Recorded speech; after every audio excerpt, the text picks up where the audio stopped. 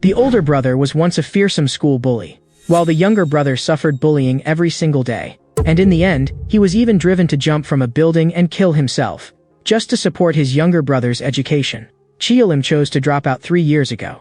After he left school, his younger brother Sol Kim suffered unprecedented bullying. But Sol Kim never told Cheolim about any of it, and Cheolim had been busy making money the whole time and never noticed. It was only after watching Sol Kim die right in front of him that Cheolim finally realized something was wrong. And at Sol Kim's funeral, he received an anonymous video.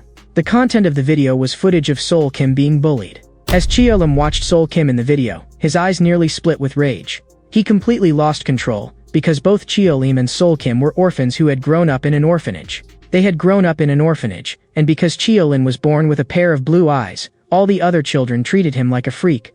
Sol Kim was willing to stay by his side. From that moment on, Cheolim decided that Sol Kim would be his only family. Watching Sol Kim in the video being bullied until he was barely recognizable, and even forced to bark like a dog in the end, Cheolim's anger reached its peak, and he decided to return to school, to drag those scum out one by one and fight violence with violence, making them truly understand what hell feels like. In the blink of an eye, 3 months had passed. Today was the first day of the high school term, but the moment Cheolim walked through the school gate, he saw Youngsu bullying a classmate. The moment he recognized that person as Youngsu, Cheolim did not say a single word and lunged straight at him, using one hand to slam him brutally to the ground. And the instant Youngsu saw those blue pupils, the hair on his whole body stood on end, and his thoughts were dragged back to 2 months earlier. At that time, Youngsu was walking to a billiards hall with his friends when he happened to be seen by Cheolim from across the street. And the instant Cheolim saw Youngsu, his anger exploded on the spot. Because he recognized him, Youngsu was the one in the video who had bullied Sol Kim. So Cheolim quietly followed Youngsu all the way to the billiards hall. And when Youngsu went to the restroom, he blocked him directly inside. Then, without a word of nonsense, he threw a punch. It was vicious and heavy, and it sent Youngsu flying backward on the spot. Looking at Youngsu lying on the ground, Cheolim asked him why he had bullied Sol Kim. But after hearing Sol Kim's name, Youngsu not only sneered nonstop, but also mocked Sol Kim as a useless snitch. Those words completely ignited Cheolim, and what greeted Youngsu next was another storm of brutal blows. With every punch he threw, Cheolim thought of Sol Kim, and that made his attacks more and more ruthless. Only after beating Youngsu until he had completely lost the ability to resist did Cheolim finally stop. But immediately afterward, he heard an unbelievable piece of information from Youngsu, because the video sent to his phone had not been sent by Youngsu. And behind the bullying of Sol Kim, there was also someone named Johan Jong pulling the strings. After learning the identity of the mastermind, Cheolim looked at Youngsu and slowly said, "This is my warning to you, and to everyone who ever bullied Sol Kim. From here on out, the only thing waiting for you is hell." The scene shifts, and Cheolim has already arrived at class 2 of the first year. His revenge had officially begun. He would use the same methods to torment those bullies. But the moment he sat down, a blonde-haired guy walked up and provocatively told Cheolim to get up, saying it was his seat. But after seeing Cheolim's face clearly, the blonde guy instantly broke out in a cold sweat, because Cheolim had beaten him up outside school before. And to this day, he still could not forget those blue pupils. At this moment, the blonde guy hurriedly apologized, saying he had mistaken him for someone else, terrified that if Cheolim got upset, he would beat him savagely again. Just then, a commotion suddenly broke out in the classroom.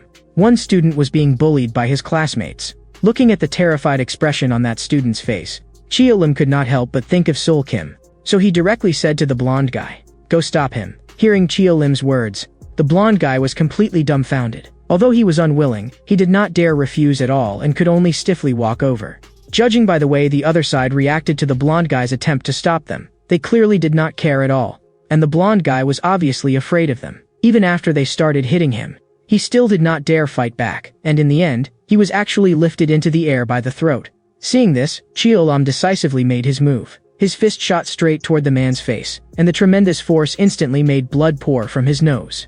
The man immediately struck back after recovering, but this little bit of amateur skill of his was not worth mentioning in front of Cheolim. With a single sidestep, Cheolim easily dodged, then kicked him so hard that he flew several meters away. The man still wanted to keep struggling, but he was interrupted by a teacher who suddenly arrived. Under the teacher's pressure, everyone could only stop for the time being. After class, a long-haired man walked over. "My name is Yuzeung. You'd better be careful. The person you provoked is no ordinary person in this school." After hearing that, Cheolim did not care at all and directly asked him how much he knew about the school and whether he knew Johan Jong. The moment he heard the name Johan Zhang, Yuxiang's expression instantly turned cold. At the same time, elsewhere, the once imposing Yangsu was now sprawled on the ground, apologizing non-stop to the person in front of him like a dog, all because he had lost face by being beaten by a first-year student. The one at the head asked whether anyone knew who Chiolim was. Seeing everyone shake their heads and say they did not know, he slowly walked up to Yangsu and kicked him flying with one blow. "I'll give you one more chance. Go teach that Chiolim a proper lesson." After saying that, he turned and left, but after walking a few steps, he suddenly stopped. "Do you know something? I kind of miss Sol Kim. That guy was really interesting." The scene shifts. After school, the blonde guy invited Chiolim to go sing karaoke together, hoping to use the opportunity to bring their four-person group closer. The blonde guy, Chiolim, Yuxiang, and stocky guy. But Chiolim still had a keep-your-distance expression on his face. Clearly, he had no interest in these little groups at all. The only thing he wanted to do now was avenge Sol Kim. And after seeing Chiolim leave, Yuxiang also lost interest in going singing and turned around and left. Stocky guy comforted the blonde guy, saying everyone was probably just too tired on the first day of school. "I like singing. Let's go together, just the two of us." Hearing stocky guy say this, the blonde guy did not respond and only stared at him coldly. Over on Chiolim's side, after he returned to the orphanage, all the children ran out and happily gathered around him, talking. But among the crowd, Sol Kim was nowhere to be seen anymore. The memories instantly surged back. Chiolim could not help but freeze in place, and it was only when the children called out to him that he finally came back to himself. Then he took the children home for dinner. But right after that, something unexpected happened. A child named Hyansu went out to retrieve a soccer ball and was actually noticed by Yangsu. Yangsu had actually found this place. After waiting at home for a long time and still not seeing Hyansu come back, Chiolim finally realized that something had happened. Just as he was about to go out and look for him, his phone suddenly rang. And the moment he answered, what came from the other end was Hyansu's cry for help. "Bastard, you recognize my voice, don't you? Get to the address I sent you immediately, or I can't guarantee what I might do." After saying that, Yangsu hung up the phone directly. Chiolim did not dare waste a second after hearing that and immediately rushed to the address. Inside the warehouse, Yangsu and his companions were chatting idly. One companion asked Yangsu, "Why did you have to kidnap him? Why not just go directly to his place? Are you really that afraid of that guy?" But hearing that, Yangsu forcefully declared that he wanted to completely destroy the other man's life. Just then, a burst of commotion suddenly came from outside, and one of the lackeys stumbled as he shoved the door open. "Boss." Chiolim had arrived. Before he could finish speaking, he was grabbed and thrown inside. That scene left all the thugs present stunned, and they stared fiercely toward the doorway. The one who came was Chiolim. The moment they saw Chiolim enter, the whole group immediately began cracking their knuckles and preparing for a fight. When enemies meet, there is no extra nonsense. No exchange of vicious insults, only a head-on collision of fists landing with solid force. Chiolim fought all the thugs alone, every move ruthless, clearly intending to beat every last piece of trash into the ground. Seeing that Chiolim was so good at fighting, Yangsu resorted to dirty tricks. And he directly took Hyansu hostage, forcing Chiolim to stop, or else he would break one of Hyansu's arms. In order to keep Hyansu from getting hurt, Chiolim had no choice but to stop attacking. And what greeted Chiolim next was a gruel beating from all those thugs. Watching Chiolim being pinned to the ground and brutally beaten, Yangsu was excited to the extreme. He told his companions to keep an eye on Hyansu because he wanted to do it personally, to repay all the pain he had suffered before, and as he said that, he walked step by step toward Chiolim. But when Yangsu saw those blue pupils again, he still could not stop his whole body from trembling. That reaction instantly enraged him again, and he swung his fist furiously, wanting to wash away all his humiliation. But just as Chiolim was being beaten, an unexpected person appeared. Yuxiang actually climbed in through the window, and after climbing in, he successfully ambushed Yangsu's companion, rescued Hyansu, and after doing all that, he held Hyansu and called out to Chiolim. Seeing this, Yangsu completely panicked. Now Chiolim no longer had any weakness, and in the next second, a pair of big hands clamped fiercely onto his shoulders. Yangsu slowly turned his head, and the instant he saw Chiolim, he knew he was finished. But just as the older brother Chiolim was about to make his move against the bully Yangsu, Su Pilsong suddenly appeared behind Chiolim and launched a surprise attack. Facing Su Pilsong's attack, Chiolim did not continue going after Yangsu and instead focused on dealing with Su Pilsong. But Su Pilsong was clearly no ordinary fighter. And for a while, he was actually able to fight Chiolim on even terms. But in the end, Chiolim still caught an opening and smashed a brutal punch into Su Pilsong's waist, forcing him to stagger backward repeatedly. Seeing that Chiolim had suffered such serious injuries and still possessed such terrifying combat power, Soo Pil-sung was shocked to the extreme, and he could not help remembering what had just happened. Earlier, when Yuzeong climbed in through the window, Soo Pil-sung had already noticed him. But when he clashed with Yuzeong had kept trying to persuade him. Do you really think this is enough to defeat Kyo-lim? What you're doing now will only make things worse. Since you're a senior, why not defeat Kyo-lim fair and square? Or are you also afraid of Kyo-lim, just like Yang-soo? To begin with, Soo Pil-sung already looked down on things like kidnapping, so he stopped bothering with Yuzeong and directly let him take Hyein-soo away. Now that he had seen Kyo-lim's terrifying fighting strength, he decided to use all his power in this battle. And after seeing Soo Pil-sung get hit, Yang-soo hurriedly told the lackeys beside him to go help. But the moment Soo Pil-sung heard that, he immediately spoke up to stop them. He wanted to defeat Kyo-lim fair and square. After saying that, Soo Pil-sung suddenly launched a fierce thrust, exploding with all the power in his body as he charged straight at Kyo-lim. But in the very next second, he froze, because Kyo-lim had actually dodged his attack in an instant. Then, seizing the opening after Soo Pil-sung made his move, Kyo-lim smashed a heavy punch into his chest. After that, a storm of attacks rained down one after another, and this time, Soo Pil-sung was completely defeated. Clearly, Soo Pil-sung's strength was nowhere near Kyo-lim's. After seeing Soo Pil-sung defeated, everyone present was stunned. They never imagined that Kyo-lim could be this strong. Young-soo panicked on the spot even more.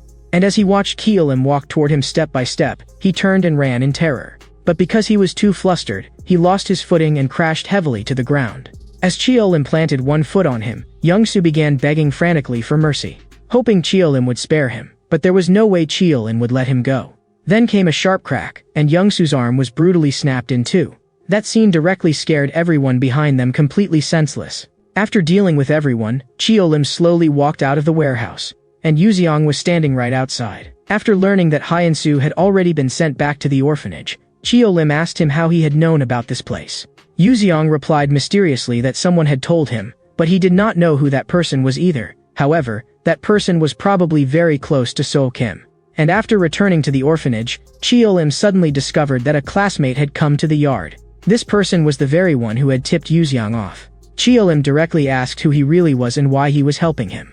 But unexpectedly, the other person directly revealed the relationship between Kyo-lim and Sol Kim.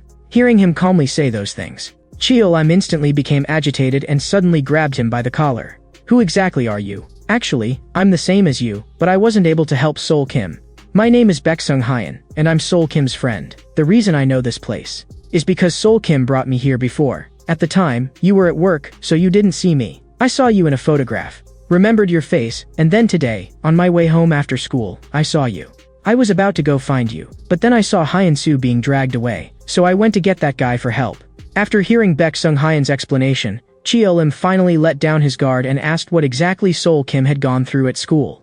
So Baek-sung Hyeon slowly began to describe what Sol Kim had suffered there. Sol Kim was very smart, and he had many friends. But ever since that group of school bullies set their sights on him, everything changed. Sol Kim kept getting beaten, yet he never even knew why they were targeting him. From his first year to his second year, it never stopped. Even younger students from the first year dared to bully him. His friends were all afraid of being retaliated against, so none of them dared to stand up for him. I was the same. If I had known earlier that he would kill himself, I definitely would have tried to help him. Now, I regret it deeply. After hearing Baek-sung Hyeon's account, Kyo-lim said coldly, if you really feel guilty, then tell me their names. After hearing that, Baek-sung Hyeon asked with a conflicted expression, can you really destroy those bastards? Yes, I'll destroy them completely, and I won't let them lay a single finger on you. After hearing Kyo-lim's promise, Baek-sung Hyeon slowly spoke. Alright, I'll tell you. The scene shifts. Kyo-lim was walking toward the third-year classrooms. Just as he reached class 1 of the third year, he saw a blonde-haired guy walk out. And when the blonde guy saw Kyo-lim, he recognized him immediately. Aren't you that first-year new student? Looking at the name on the blonde guy's clothes, Kyo-lim immediately recalled Baek-sung Hyeon's words. Chang Yan-jong, starting from our first year. He often locked Sol Kim in the cleaning closet, then beat him with things like mops. At that thought, the blue light in Kyo-lim's eyes surged instantly, and he grabbed the other guy by the head and slammed it viciously against the door. As Chang Yun-jon was shoved aside, the scene inside the classroom came into view. This person is Hyeon-baek. He often threatened Sol Kim during class and exams, forbidding Sol Kim from getting high scores and forcing him to score lower than him. In the next second, Kyo-lim used all his strength and drove a vicious kick straight into Hyeon-baek's face. This person is Ji Sang-ho. Like Hyeon-baek and Chang Yun-jong, he often beat, insulted, and humiliated Sol Kim. This person is Kim Junho. He often extorted money from Sol Kim. And everything happening here also caught the attention of the school bullies. They gathered together and began discussing what to do. Gi-ha Kim, ranked 6th at Wonol High School, believed that Cheolim was nothing more than a coward who only bullied the weak. If Cheolim dared come looking for him, he would definitely beat Cheolim flat. The moment Gi-ha Kim finished speaking, Choi Sung-min, who was ranked 5th, echoed him. Ji-min, ranked 2nd, also stepped forward and asked what they should do now. If they did nothing, the order within the school would collapse. Johan Jong, standing nearby, said that Cheolim was only going after 2nd and 3rd year students. Clearly, he was taking revenge for Sol Kim. But the question was, why had Sol Kim not told Cheolim about these things back then? Hearing that, Gi-ha Kim beside him thought it was perfectly normal. He said that if Sol Kim had told Cheolim, it would have been the same as begging mercy from a junior. After all, Cheolim was only a first-year student, and if Sol Kim had not killed himself, he would already be in his 3rd year now. After hearing that, Johan Jong immediately realized it. Who would have thought, Gi-ha Kim, you can actually use your brain too. But this scene does remind me of Taisu. Back then, Taisu was also a first year when he beat up all the 2nd and 3rd years. At this point, Gi-ha Kim was already tired of listening and directly declared that he was going to beat that guy up right now. But Johan Jong beside him stopped him, saying that now was not the time. Do you know why Taisu was expelled? It was because Sol Kim killed himself, and right now our school is in its most vulnerable state. What do you think would happen if we provoked a new student right now? We can wait until he causes even bigger trouble in the school. At that time, that will be our chance to act. Looking at his current state, we may not have to wait very long. After saying all that, Johan Jong looked forward. What do you think? This person is Ma Kyung, the one ranked number 1 at Wonol High School. In the office, the teacher was continuously scolding Cheolim. Did you come to school to fight? Do you think that beating up bullies makes you some righteous hero? Do you think the teachers will praise you for it? In fact, you are becoming the same kind of person as those bullies. This time, it's only a warning. I hope you remember that. And right after Cheolim walked out of the office, Yuzeong found him. We've decided to follow you. To all you upperclassmen in the 2nd and 3rd years, you're finished. At the same time, elsewhere, the 2nd and 3rd year students also gathered together and began discussing how to deal with Cheolim. Among them were Chang Yin-jong and others who had been beaten by Cheolim. Although those ranked on the Wonol High School leaderboard had no intention of making a move personally, Chang Yin-jong and the others who had been beaten by Cheolim simply could not swallow their anger. They wanted to join forces and give Cheolim a proper beating. And just as they were discussing it, a group of people walked toward them. The bespectacled guy in front spoke first. Yo, not bad. Quite a full turnout.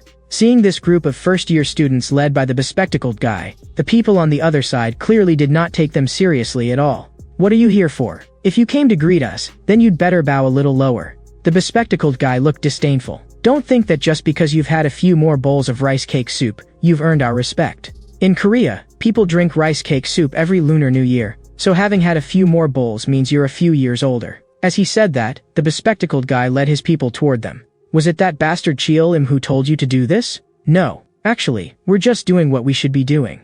We've long had enough of you upperclassmen acting all high and mighty. Hearing the bespectacled guy say that, the bearded man on the other side said coldly, when you become upperclassmen, you'll be the same. Enough nonsense. Let's start already. As soon as he finished speaking, he charged straight at the bespectacled guy, and the fight instantly broke out.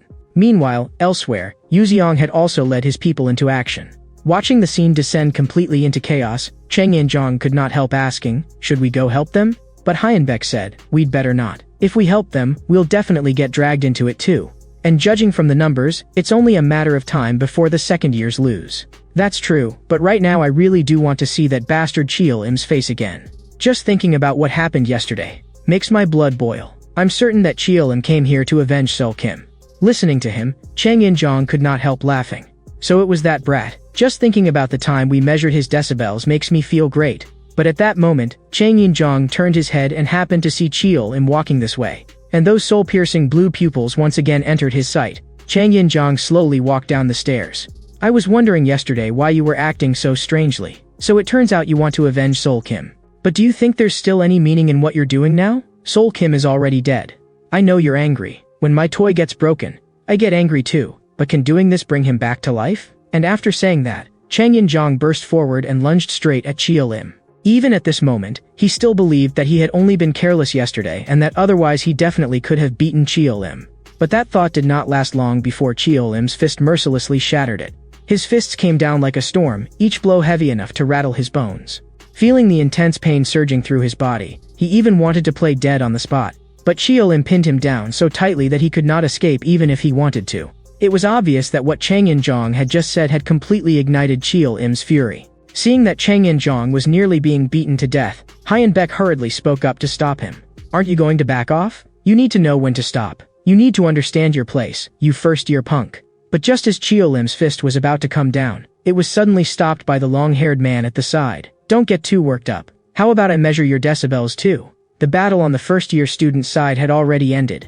The bearded man in the lead was already being pinned firmly under the bespectacled guy's foot, and the moment he turned his head, he saw Chio-lim standing there quietly. Behind him lay 3 people on the ground, Chang In-jong and his 2 companions. Looking at the bearded man lying on the ground, Chio-lim gave an order, and the bearded man was immediately tied up tightly. Then Chio-lim grabbed one of his lower legs. "Then let me measure your decibels too." With a sharp crack, a scream instantly tore through the air. That decibel level was definitely loud enough. At the same time, in the teacher's office, a group of teachers were chatting, and the topic was entirely about the first-year students. And just then, a woman pushed the door open and walked in. That person was Hyun-seo. Like Chio-lim and Sol Kim, Hyun-seo also came from the same orphanage, and she had always taken very good care of them. Back when the old orphanage was demolished, it was also Hyun-seo who helped the 2 of them find a new orphanage. Otherwise, they would have ended up on the streets long ago. So Chio-lim and Sol Kim had always treated Hyun-seo like an older sister. After Sol Kim died, Hyun-seo had always blamed herself deeply, though she did not know why Sol Kim had killed himself. Chio-lim knew that Hyun-seo was preparing to become a teacher, so he did not want to ruin her future, which was why he chose to return to school alone to avenge Sol Kim. But what Chio-lim had not expected was that Hyun-seo had actually been assigned to their high school. After this battle, the first year's influence was continuously expanding. Even when facing third-year students, the first-year newcomers were not afraid in the slightest, and their attitude had become arrogant to the extreme. This entire scene was also observed by the people upstairs. The group upstairs were third-year students. They knew that the source of all this was Chio-lim. The expression on the lead man's face was extremely ugly. Before leaving, he told his subordinates to go teach those 2 first-year students a lesson. And this man was none other than Hae-gun, ranked 3rd at Wonil High School. The scene shifts. A third-year student was being beaten, and he kept saying over and over that he was truly sorry about what happened to Sol Kim. "This is the apology letter you wrote. Didn't I tell you it had to be 10 full pages? Why did you only write this few words? Can you do anything the way I tell you to? With this attitude of yours, I really have to wonder whether you're actually sorry at all." After saying that, he waved his hand, and the people around him rushed in all at once. What awaited the man was another savage beating. Not far away, the bespectacled guy and Yuzeong were watching all of this. It seemed things were going quite smoothly. But at this moment, Yuzeong felt somewhat irritated. He thought everything was progressing too smoothly, while the people who should have made their move still had not acted. The bespectacled guy, however, thought that maybe that group had already started getting scared, which was why they had chosen to keep watching for now, but Yuzeong did not think so. Still, a moment later, Yuzeong said it did not matter anyway, because in the end they would come to them on their own. And the person sitting beside them was none other than Chio-lim. One lackey came running over in a rush and said something had happened. Daejun and Hyungmin had been taken away. The 2 of them had already been beaten badly. First years ought to know their place, and they ought to learn to keep their mouths shut. The man turned and asked the companion beside him, "Tell me, why did it have to be me doing all this? Is it about to begin? I feel like our counterattack is about to sound very soon." At the same time, elsewhere, Johan Jong looked at Makyong and said, "The first years in our grade have already caught fire. I'm worried that if we still don't step in, everyone will get dragged into this. I'm guessing they'll be fighting their way here very soon." Makyong was just about to speak. Hae-gun slowly walked over. "Looks like everyone's here. Are you really just going to sit here like a bunch of cowards? Makyong, if you're still going to do nothing, then I think it's time you gave up that position." The moment Hae-gun finished speaking, Ji-min, ranked 2nd, spoke up from the side. "Watch your place. If you want to take the top spot, then beat me first, you meddlesome bastard. I was wondering how you managed to hold back this long. Then let's try it. What are you waiting for?" Johan Jong said, looking speechless. At that moment, Makyong stood up and spoke. "The school has already started growing tired of Chio-lim. Our time has come. Everyone in the 2nd and 3rd years, assemble." With Makyong's order, everyone quickly gathered. A great battle was on the verge of breaking out. Before long, the place was already packed with people. Third-year student Lee Kong-min, ranked 7th. Third-year student Choi Hyong-cheol, ranked 8th. Third-year student Yoon Yu-min, ranked 9th. Third-year student Dae-Yang-on, rank 10th. Once everyone had arrived, Yohan Jong spoke.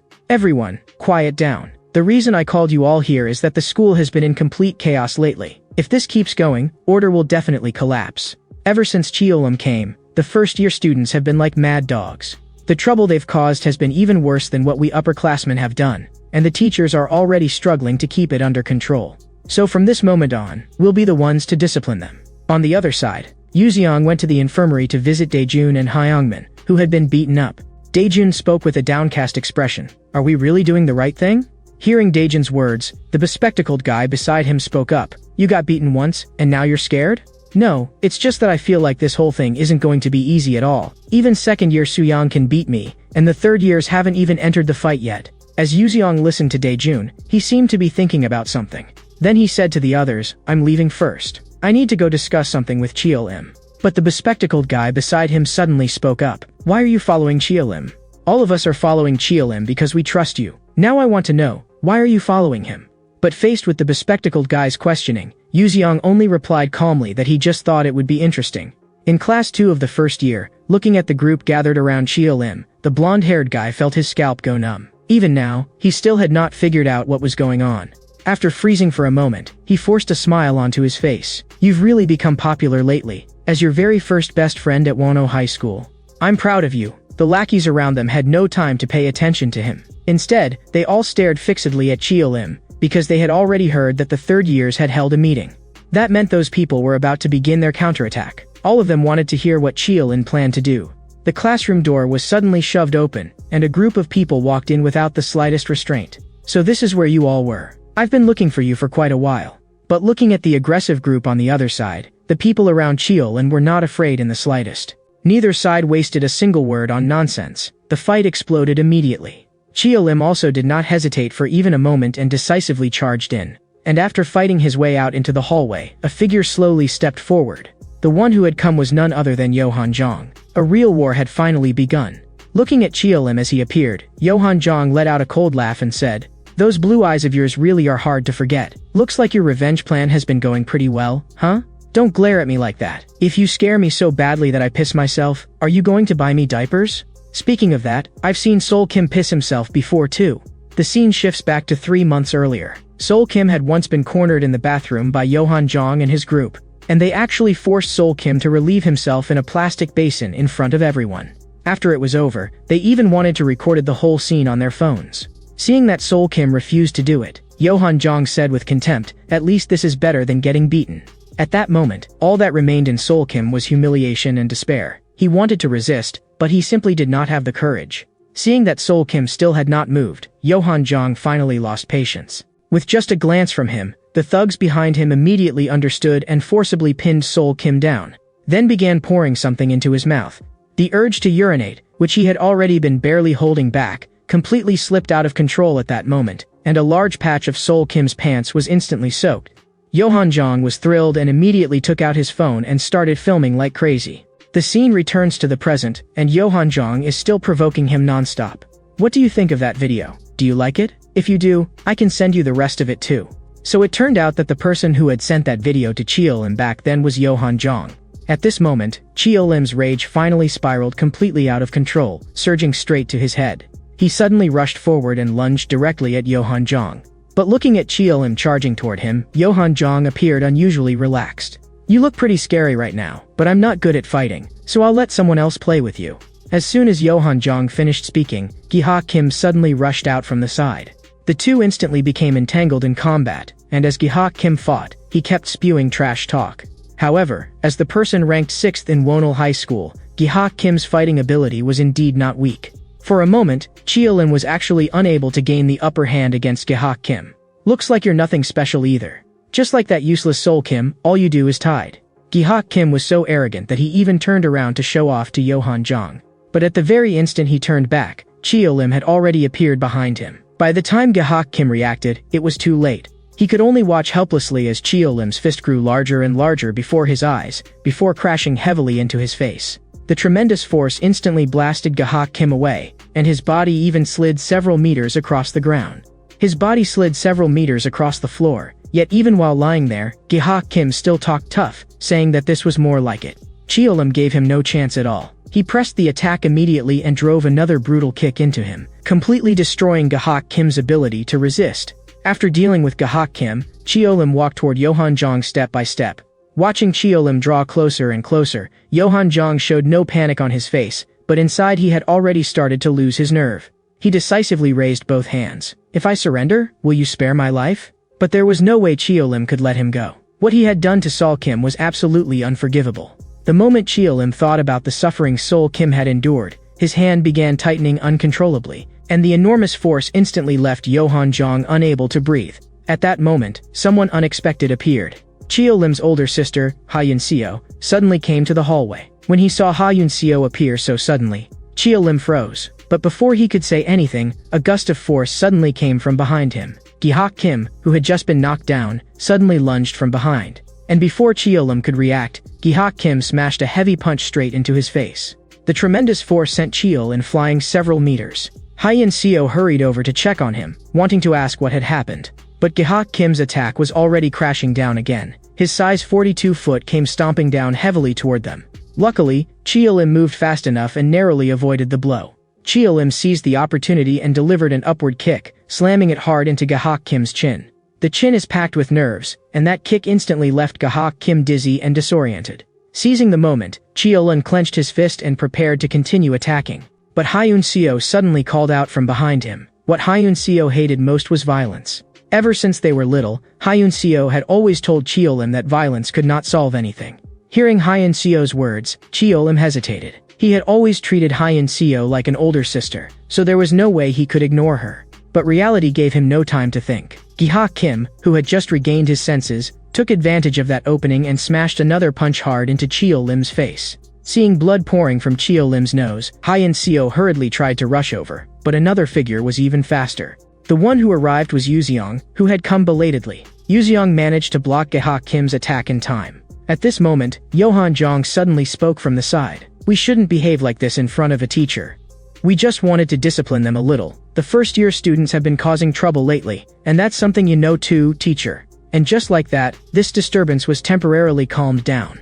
Although Chiolim really wanted to keep fighting, in front of his older sister Ha Yun-seo, he still forcibly suppressed his anger. After watching Johan Jong and his group leave, Yuzeong also tactfully turned and left, leaving space for Chiolim and Ha Yun-seo. On a bench on campus, Ha Yun-seo asked Chiolim whether he had returned to school because of Sol Kim. Hearing that, Chiolim froze for a moment. Because Chiolim had never told his older sister Ha Yun-seo anything about Sol Kim, so how did Ha Yun-seo know? As if she had seen through Chiolim's confusion, Ha Yun-seo said with a downcast expression, "I also came to this school because of Sol Kim." Chiolim was instantly stunned, and he immediately stood up and asked Ha Yun-seo, "Did Sol Kim tell you something? Although I don't know exactly what happened, Sol Kim told me that he was always being punished at school." Chiolim was completely dumbfounded. Why would a good student like Sol Kim be punished? The ones who should really have been punished were clearly those bastards. At that moment, Chiolim was filled with self-blame. Why had Sol Kim rather endure it until the very end than tell him about these things? Ha Yun-seo guessed that maybe Sol Kim felt Chiolim had already sacrificed too much for him. So he did not want to trouble Chiolim with these things anymore. After all, Chiolim had given up high school and gone out to work. All for Sol Kim. Then Chiolim stopped hiding anything and told Ha Yun-seo everything he knew, and said that he had only one purpose in returning to campus, to make those bullies pay in blood. But hearing Chiolim's words, Ha Yun-seo objected. She believed that violence would only bring more violence, and that this was not the right path. The moment he heard that, Chiolim's anger was instantly ignited. "So you mean we should just turn a blind eye to those bastards? Sol Kim is already dead, so what exactly is your grand plan? Make them apologize? Do you know what those bastards did to Sol Kim? Do you really think people as trashy as them would listen to you? They would only laugh at you to your face. I have to destroy them completely, destroy them to the point that they don't even dare think about revenge." As Chiolim said this, he slowly turned and walked away. Ha Yun-seo shouted sharply to stop him.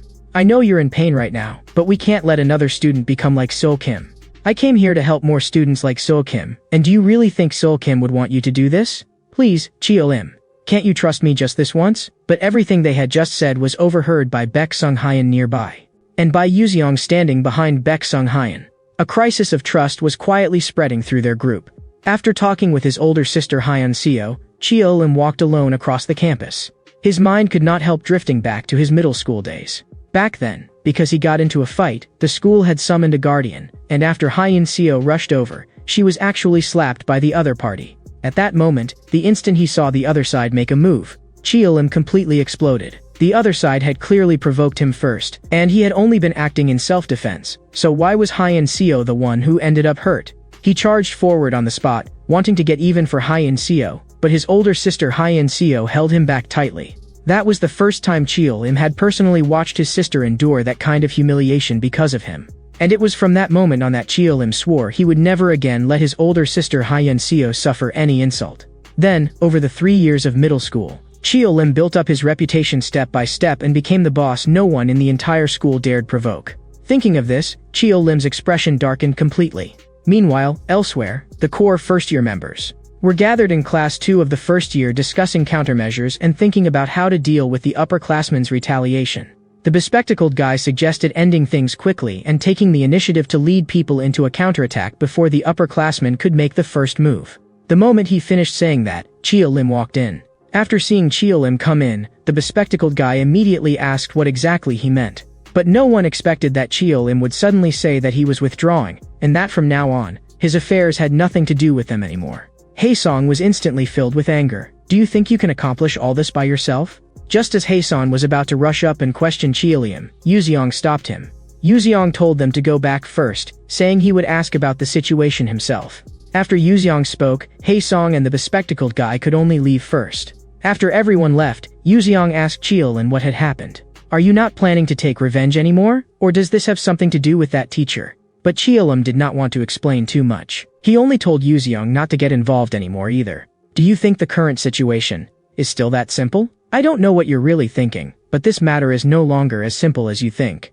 The entire first year had already been dragged into this, and now no one could stay out of it anymore. After school, Haesong and the others went to the billiards hall, and all of them were very dissatisfied with Cheolim.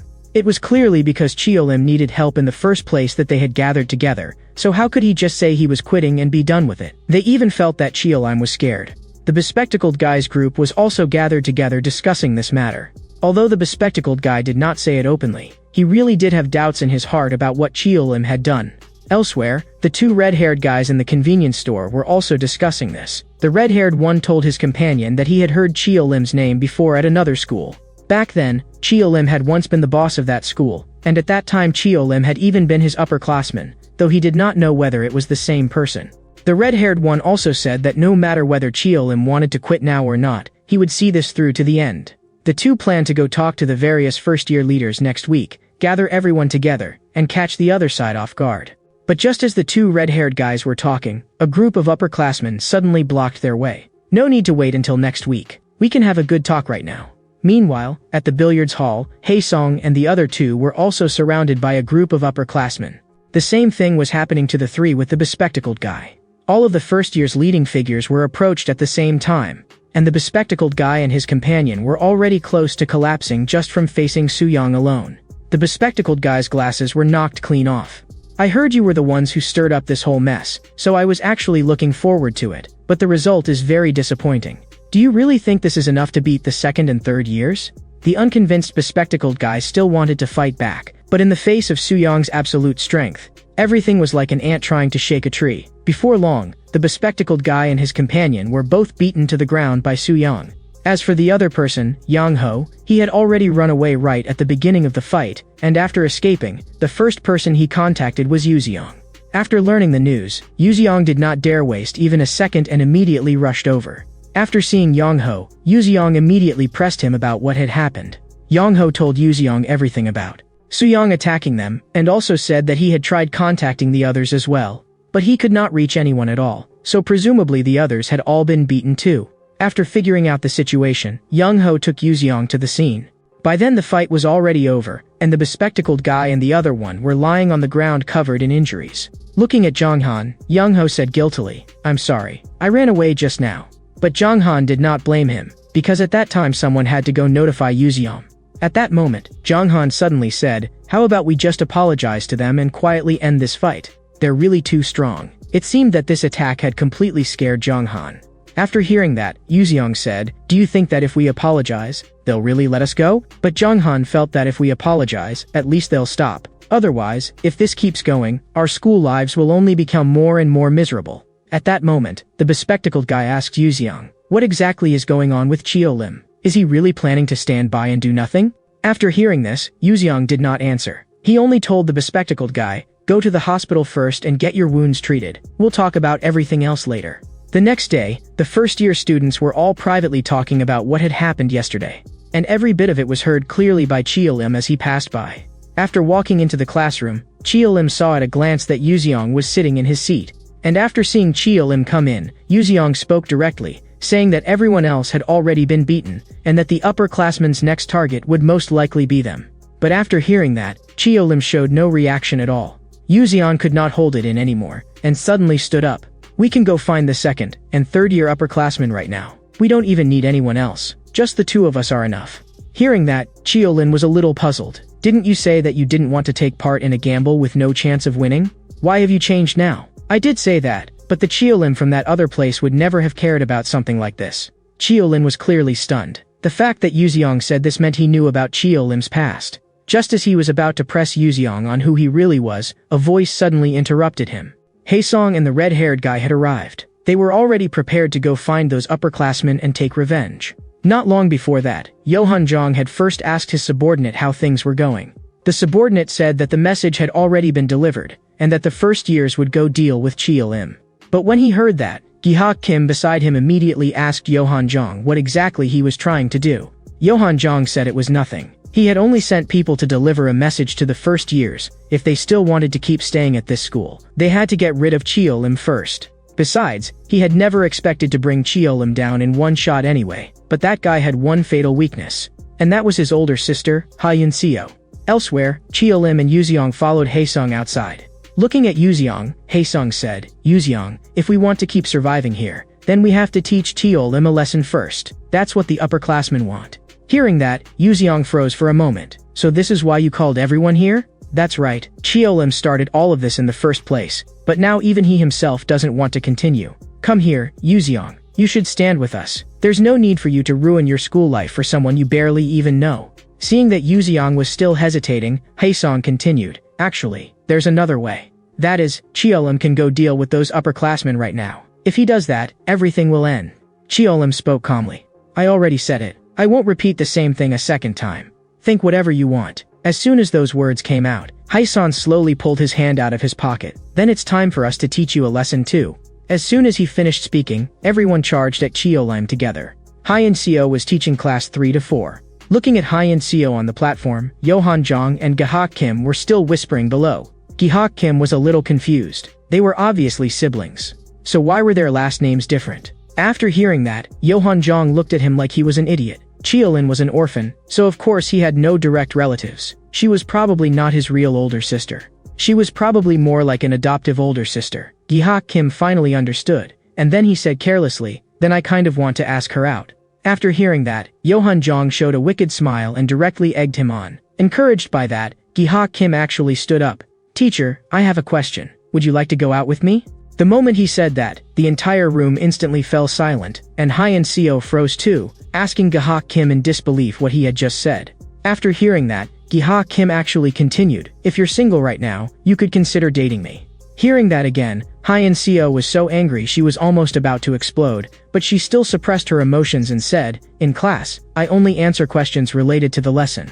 But Gi-hak Kim still refused to let it go and pressed on. Then after class, can you answer that question for me? The moment those words came out, Ha-Yun-seo was almost trembling with anger. Come to my office after class. At that moment, one student finally could not hold back and laughed out loud. But the instant the laughter rang out, Gi-hak Kim directly slammed that student's head down onto the desk. You think that's funny? What answered him was a brutal beating from Gi-hak Kim. Seeing this, Ha-Yun-seo hurried forward to stop him, wanting Gi-hak Kim to stop immediately. If I stop, will you go out with me? Just as Gi-hak Kim and Ha-Yun-seo were locked in that standoff, Yohan Jong's phone suddenly received a message. It was news that Chio-lim was being surrounded and beaten.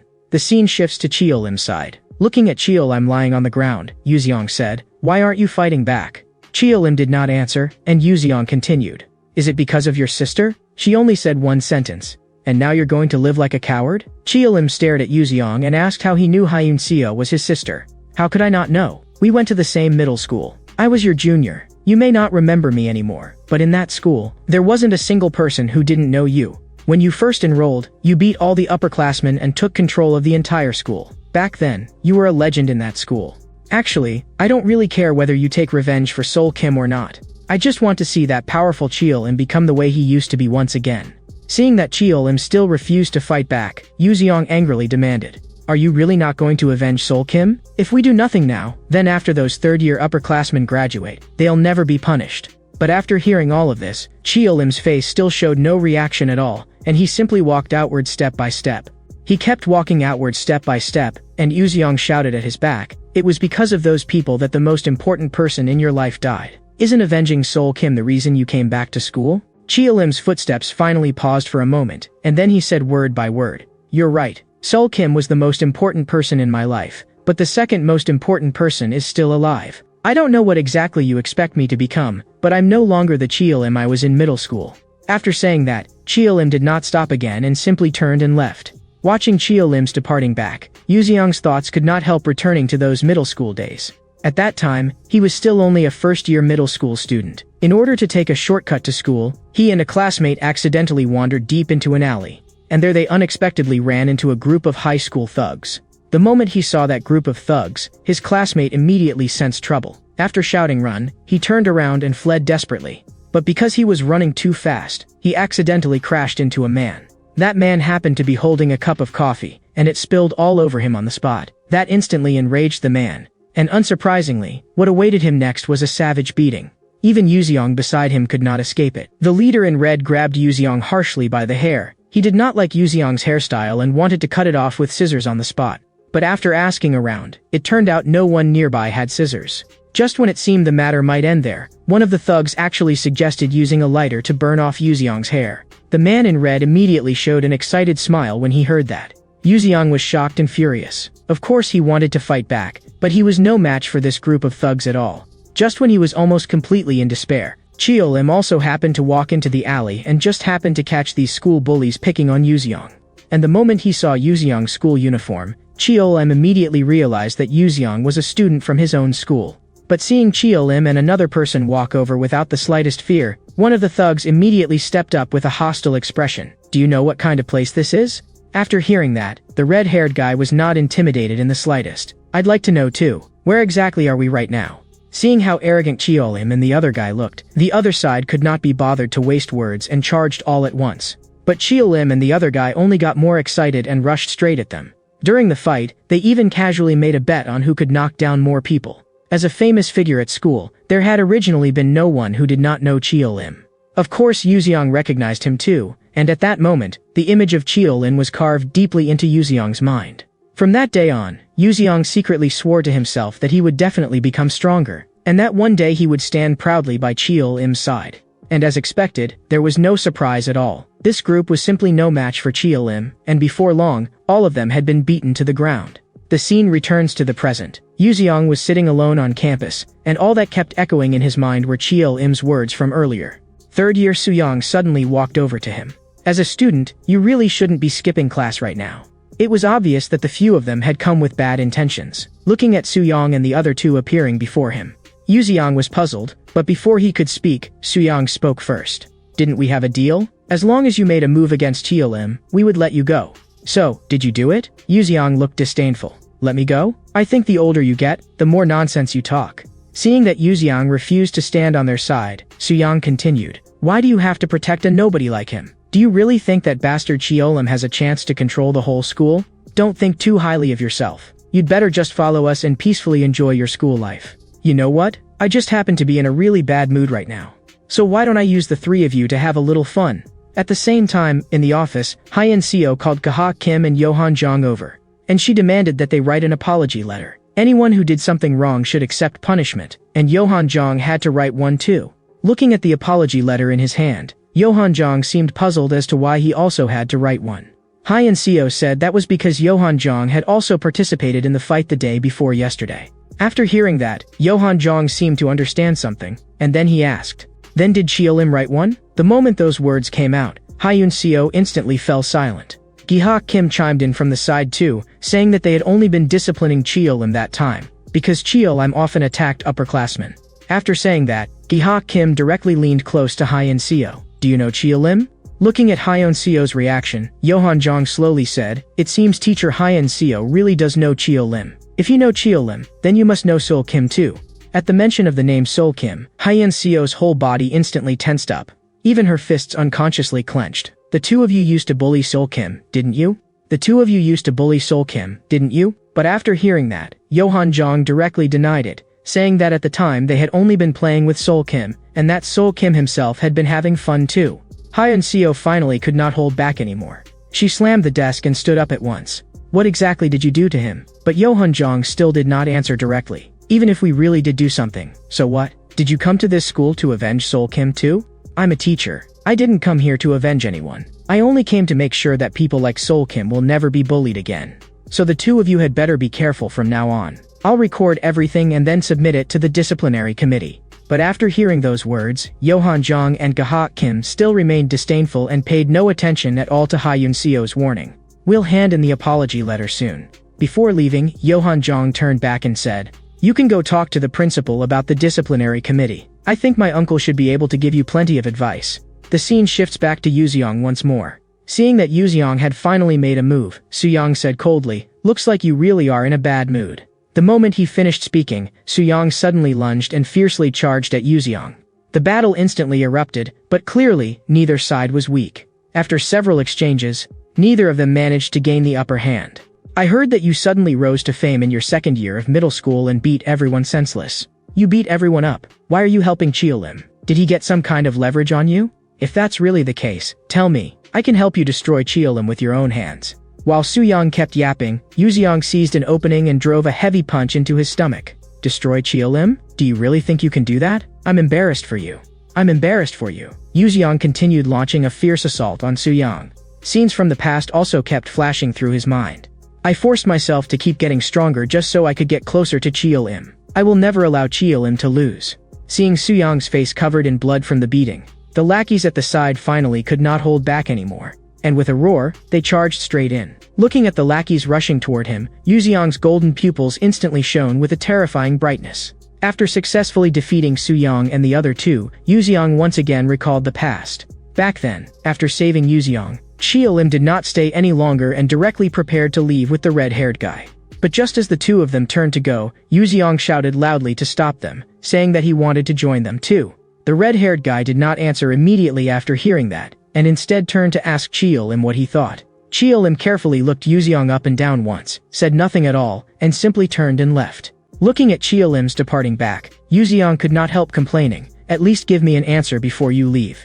That's really rude. Hearing that, Chia-lim paused and slowly spoke. Go settle things completely with the guy you just beat up. If you can win, then come find me. Hearing Chia-lim say that, Yuzeong seemed to understand something and quietly looked toward the thug on the ground.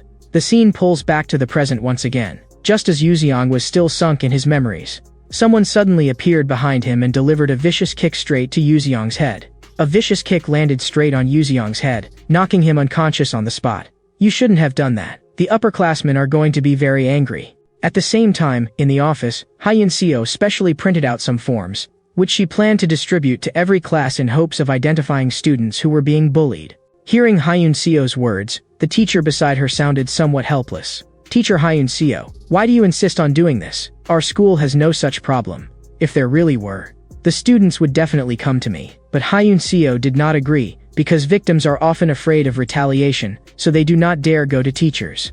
I'm opening a door for them, and at the same time letting the perpetrators know that someone is watching them. That way, victims will find it easier to come to me. But that teacher did not think so. Teacher Hyun-seo, those are just your own thoughts. If you do this, you may very well make the situation here even more tense. While the two were arguing, Baek Sung-hyun walked in and heard all of their conversation. That teacher felt that Hyun-seo was simply taking things too seriously. You only came here this year, so you may not know this, but last year a student died because of bullying. The school still hasn't recovered from that incident, so if you really do this, you may cause major trouble. Hyun-seo said with absolute determination, that is exactly why I have to keep doing this. If someone had been willing to help that student back then, maybe he would never have died. Everyone turning a blind eye was the real reason he was driven into a corner. After saying that, Hyun-seo walked straight out of the office. By the time Hyun-seo stepped outside, tears were already streaming down her face. The scene shifts to Cheol-him. After school, he returned to the orphanage. He looked at Sol-kim's photo and remained lost in thought for a long time. At this point, he was truly beginning to feel confused. He did not know whether he should continue seeking revenge. Avenge Sol-kim was indeed the reason he had returned to school, but Hyun-seo was just as important to him.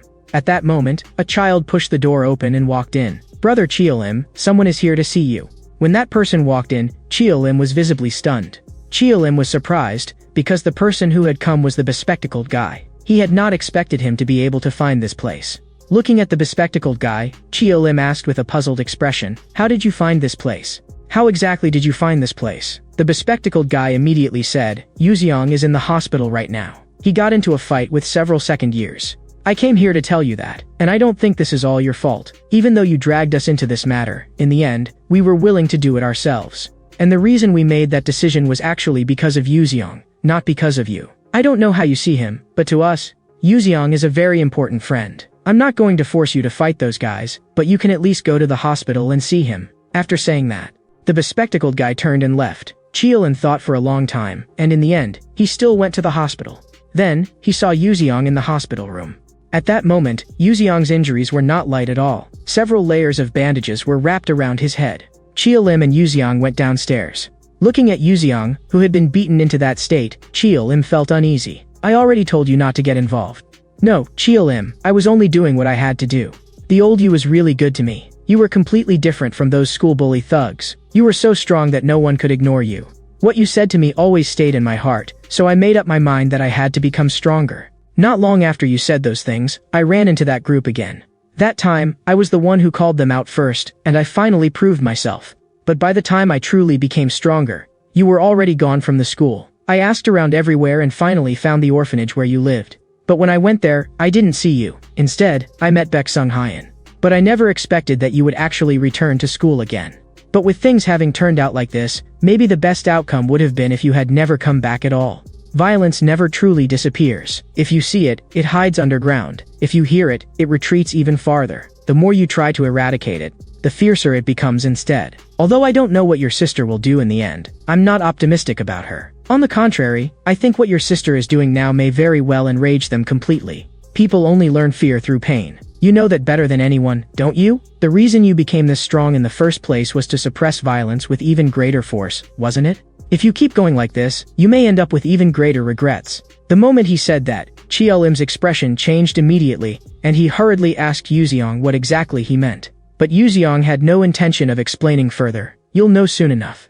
I'm curious what choice you'll make when that time comes. Good luck, Cheol-lim. As your fan, I'll always be cheering for you." It was the start of a new school day again, and at the gate of Wonil High School, students were walking into campus one after another. But just then, a blonde-haired guy in slippers, with a skull tattoo on his leg, slowly walked onto the school grounds. The appearance of this new figure seemed likely to make the school even more chaotic. At the same time, in the school office, Hyun-seo was looking at the forms in her hand, and her mind involuntarily drifted back to the past. At that time, she had gone to see Sol-kim, only to find that he seemed to be desperately hiding something. Before she could see clearly, Sol-kim had already asked her to leave. After going outside, Hyun-seo and Sol-kim chatted idly for a while. At that time, Hyun-seo was actually already preparing for the teacher certification exam. But seeing how listless Sol-kim looked, Hyun-seo never thought in the direction of bullying at all. She only assumed that Sol-kim and Cheol-lim had had an argument. She even kept trying to persuade Sol-kim not to keep fighting with Cheol-lim. But after hearing that, Sol-kim repeatedly denied it. After hearing that things between them had not reached an irreparable point, Hyun-seo finally felt somewhat relieved. But Sol-kim suddenly asked in a dispirited voice what kind of teacher she wanted to become in the future. Hearing that question, Hyun-seo thought for a long time before speaking. "How about you tell me first what kind of teacher you want?" Sol-kim fell silent for a moment after hearing that, then finally smiled and replied, "No matter what kind of teacher you become in the end, I hope you go to a peaceful school." After hearing that, Hyun-seo also smiled and looked at Sol-kim. But a few days later, Hyun-seo suddenly received a call from Sol-kim. Hearing Sol-kim's slurred voice, Hyun-seo immediately asked anxiously what had happened. At that moment, Sol-kim finally said the words, "I'm being punished." The moment those words came out, Hyun-seo instantly panicked. "What do you mean? What exactly do you mean by punished?" Hearing Hyun-seo's anxious voice, Sol-kim's hand holding the phone was trembling, and tears kept falling uncontrollably. "I'm sorry, Hyun-seo. After saying that, Sol Kim threw the phone away directly. No matter how Hyen Seo called out to him, there was never any response again. And that call was the last phone call Sol Kim made before jumping to his death. The scene returns to present-day class 3 to 4, where Hyen Seo handed the forms to every student in the class. If you know someone who may need help, or if you yourself need help, just fill out this form and place it on my desk. I will help you. If someone is going through pain, then we have to reach out. What you write will be kept confidential, so don't be afraid. Write down the truth. At the same time, in class 3 to 2, Baek Sung-hyen looked at the form in his hand and did nothing for a long while. He was wondering whether something like this could really be kept confidential. In truth, he was not the only one who doubted it. Everyone else doubted it too. A thug in the class immediately took the lead and tore the form to pieces on the spot. Listen up, all of you. If anything really happens, I'll assume one of you snitched. Yohan Jong and Dae Yang-on, ranked 10th, were sitting together in the pavilion. Seeing the thoughtful look on Yohan Jong's face, Dae Yang-on asked him what was wrong. Is it that form that's bothering you? Yes, it's that female teacher. She's really annoying. She'll probably be going to your class soon too, so go remind the people in your class. Tell them all to keep their mouths shut. By the way, I heard Soo-young and the other two got beaten by Yoo-seong. Yeah, that's right. When I got there, he was still there, so I beat him up too while I was at it. It's a real pity. He was the only first year worth anything. Anyway, we've already cut off Cheo-lim's limbs, so now he can only crawl. By the way, a transfer student came to the second year, and I think he can make the others quiet down. Speak of the devil, and he appears. The moment Dae Hang-on finished speaking, the transfer student in slippers walked over. This place looks nice. Excuse me, is this the smoking area? Hearing that, Yohan Jong looked up at him and said, You're the new transfer student, right? You look like trouble. Why did you transfer here? Hearing Yohan Jong's question, the transfer student said arrogantly, That's my personal business. I don't want to answer you fine. Whether you answer or not isn't important. What matters is your attitude. Then what kind of attitude should I have? Should I kneel and talk to you?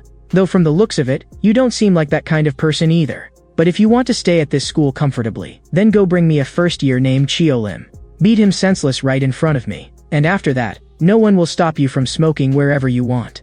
But in the very next second, the transfer student drove a vicious punch straight into Yohan Jong's face, instantly sending blood gushing from his nose. How dare you order me around? At the same time, in class 1 to 2, stocky guy was staring blankly at Yoo-seong's empty seat. This stocky guy was the classmate Cheo-lim saved from the thugs on his first day of school. Stocky guy asked the blonde-haired guy why Yoo-seong had not come to school today. Had something happened?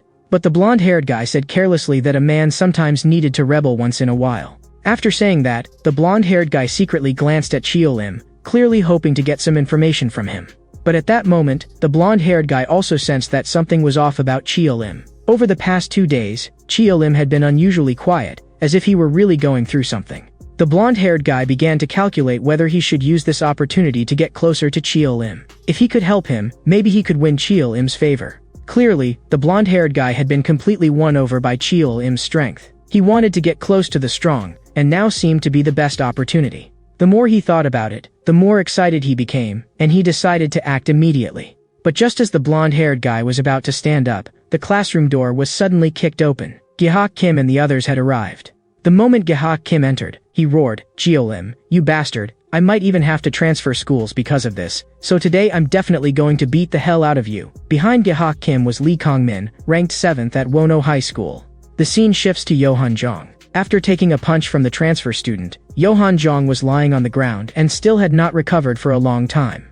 I originally wanted to get along with you, since you're my seniors, but what gives you the right to order me around? And the person you wanted me to beat was senior Cheo-lim. The transfer student suddenly making a move naturally also drew Dae Yang-on's attention. Dae Yang-on directly lunged forward and swept a vicious kick toward the transfer student's back. But this transfer student was clearly no pushover either. Facing Dae Yang-on's attack, he neither dodged nor retreated and instead met it head-on with a punch. As the transfer student exchanged blows with Dae Yang-on, he even smiled and said, Looks like this school isn't full of trash after all. But just as they were fighting at their fiercest, Yohan Jong suddenly spoke up and stopped them both. Hey, transfer student, do you have the wrong idea? The Cheo-lim I told you to deal with is a first-year student. Do you call a first year your senior? Hearing Yohan Jong say that, the transfer student was obviously stunned for a moment. The moment he heard the name Cheo-lim, he had overreacted a little.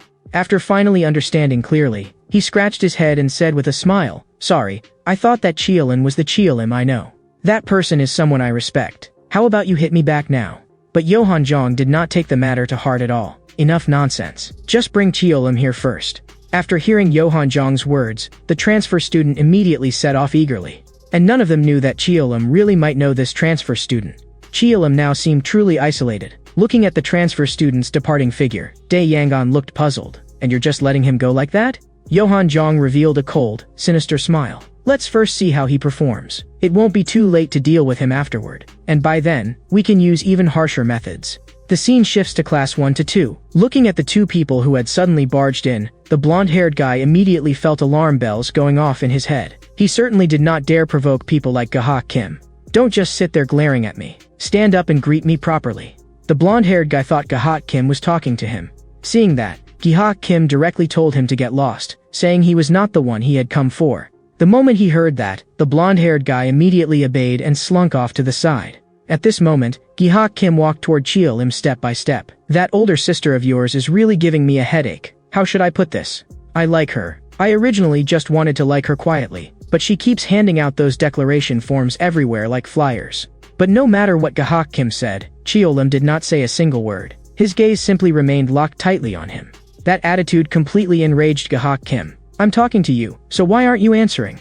What exactly do I have to do to wipe that expression off your face and make you look at me the way Sol Kim used to? Or maybe I should change targets. Your sister's reaction seems pretty interesting too. Cheolim grabbed Gahak Kim by the collar. His whole body like a completely enraged beast, with a murderous fury that almost seemed ready to burst out of the frame. If you dare touch her, I will kill every last one of you.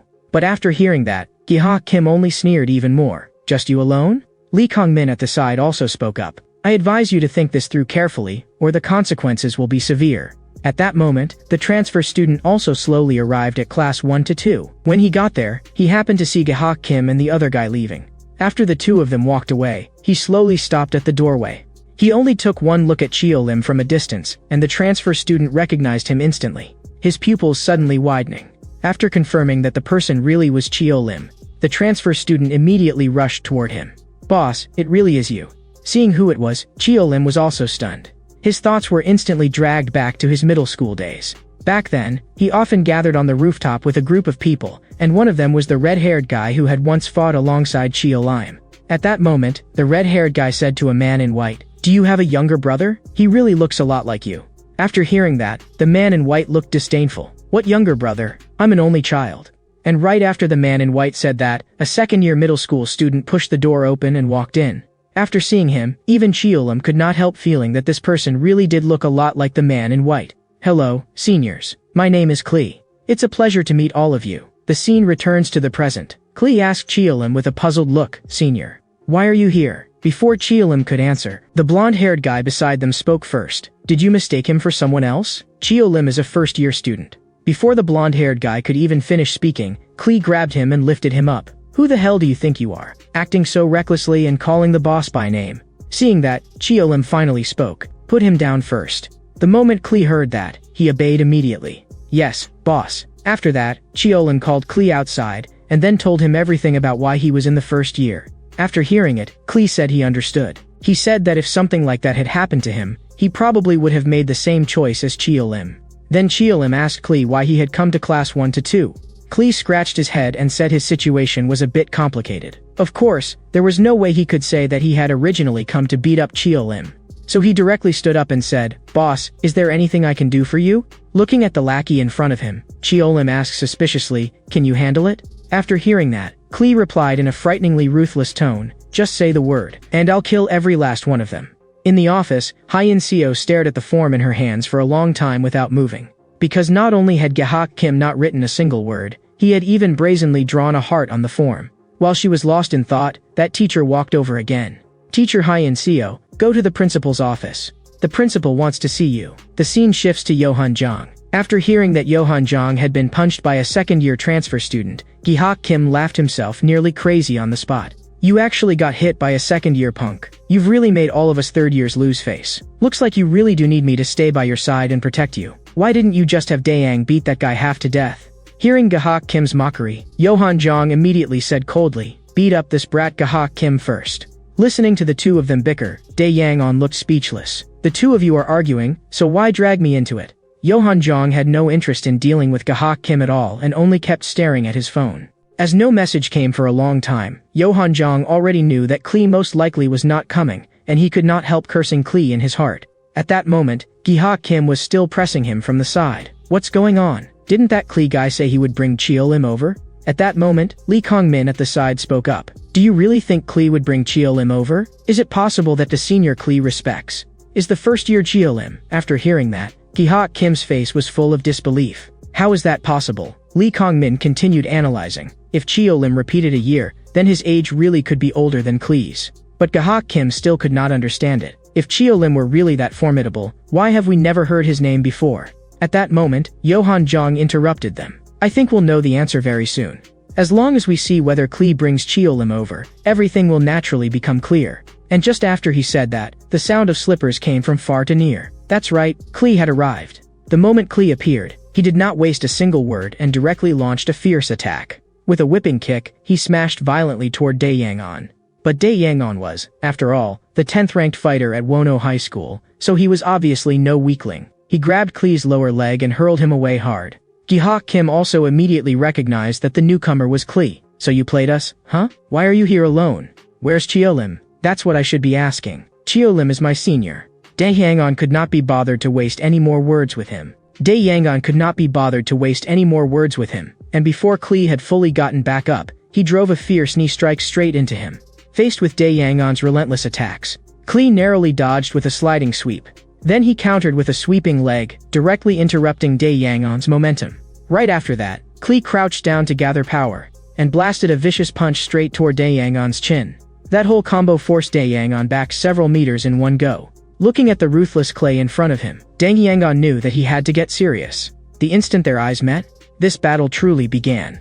Klee quickly discovered that Dae Yang-on seemed able to see through his movements. Every single one of his attacks was actually being blocked. The moment he thought of all the bold things he had said about clearing out these school bullies for Cheo-lim, he started getting anxious. He had even said he would clean them all up for Cheo-lim, but who could have expected that he could not even take down a single Dae Yang-on? But the very moment Klee got distracted, Dae Yang-on seized the chance and slammed a heavy punch into Klee's stomach. That punch hit so hard that Klee's face twisted in pain on the spot. But even so, Dae Yang-on still did not stop, raining down punch after punch like a storm. At that moment, Klee was almost about to lose consciousness, and flashes of the past even began surfacing in his mind. Scene after scene from the past came flooding out all at once at that moment. Back then, when he was still in the second year of middle school, he was chatting with his younger sister Hyejin, discussing where to go for dinner that evening. But just then, one of his companions came running over in a panic. Klee, those thugs from another school are harassing your sister. Hurry and go take a look. Klee instantly panicked. He did not dare waste even a second and immediately rushed toward the scene. But when he arrived, he found that his sister Hyejin was standing there completely unharmed. He hurried over. Hyejin, are you okay? What exactly happened? I'm fine. That older brother saved me. That's right, the one who stepped in to save her was Cheo-lim. At Cheo-lim's feet, a whole group of thugs was already lying on the ground. After seeing Klee arrive, Cheo-lim slowly walked over. I already gave them a harsh warning. They probably won't dare bother your sister again.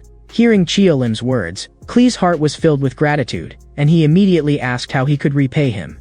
After hearing that, Cheo-lim did not know how to respond for a moment. After thinking about it, he finally said, then when the day comes that I'm really in trouble, give me a hand. It was precisely because of this incident that Klee was willing to keep following Cheo-lim. Even now, when Cheo-lim was no longer the boss of Wonol High School, Klee was still willing to risk his life for him. And the moment he thought of all this, Klee's consciousness, which had nearly fallen apart, began gathering itself little by little again. He let out a roar like a lion. Even if this body was already on the verge of giving out, he would still fight to the very end for the promise he had made to Cheo-lim. At the same time, Hyein Seo arrived at the principal's office. After seeing Hyein Seo come in, the principal first asked whether she had already distributed the forms to every class. Hyein Seo nodded and replied, I think our school needs to understand the situation first and see exactly which students need help. But after hearing that, the principal said, I understand your thinking, but the matter has not yet been verified. If we do this, it will inevitably bring some negative effects. Hyein Seo immediately spoke up in rebuttal. The incident has already happened. Even at this very moment, there may be students suffering bullying right now. Are we supposed to just stand by and watch those students continue to be hurt? Hearing that, the principal immediately explained. That's not what I mean. No matter where you are, there will always be people who suffer unfairness, only to different degrees. Punishing the bullies and restoring peace to the campus is of course the ideal state. But do you really think that as long as those school bullies disappear, the school will become peaceful?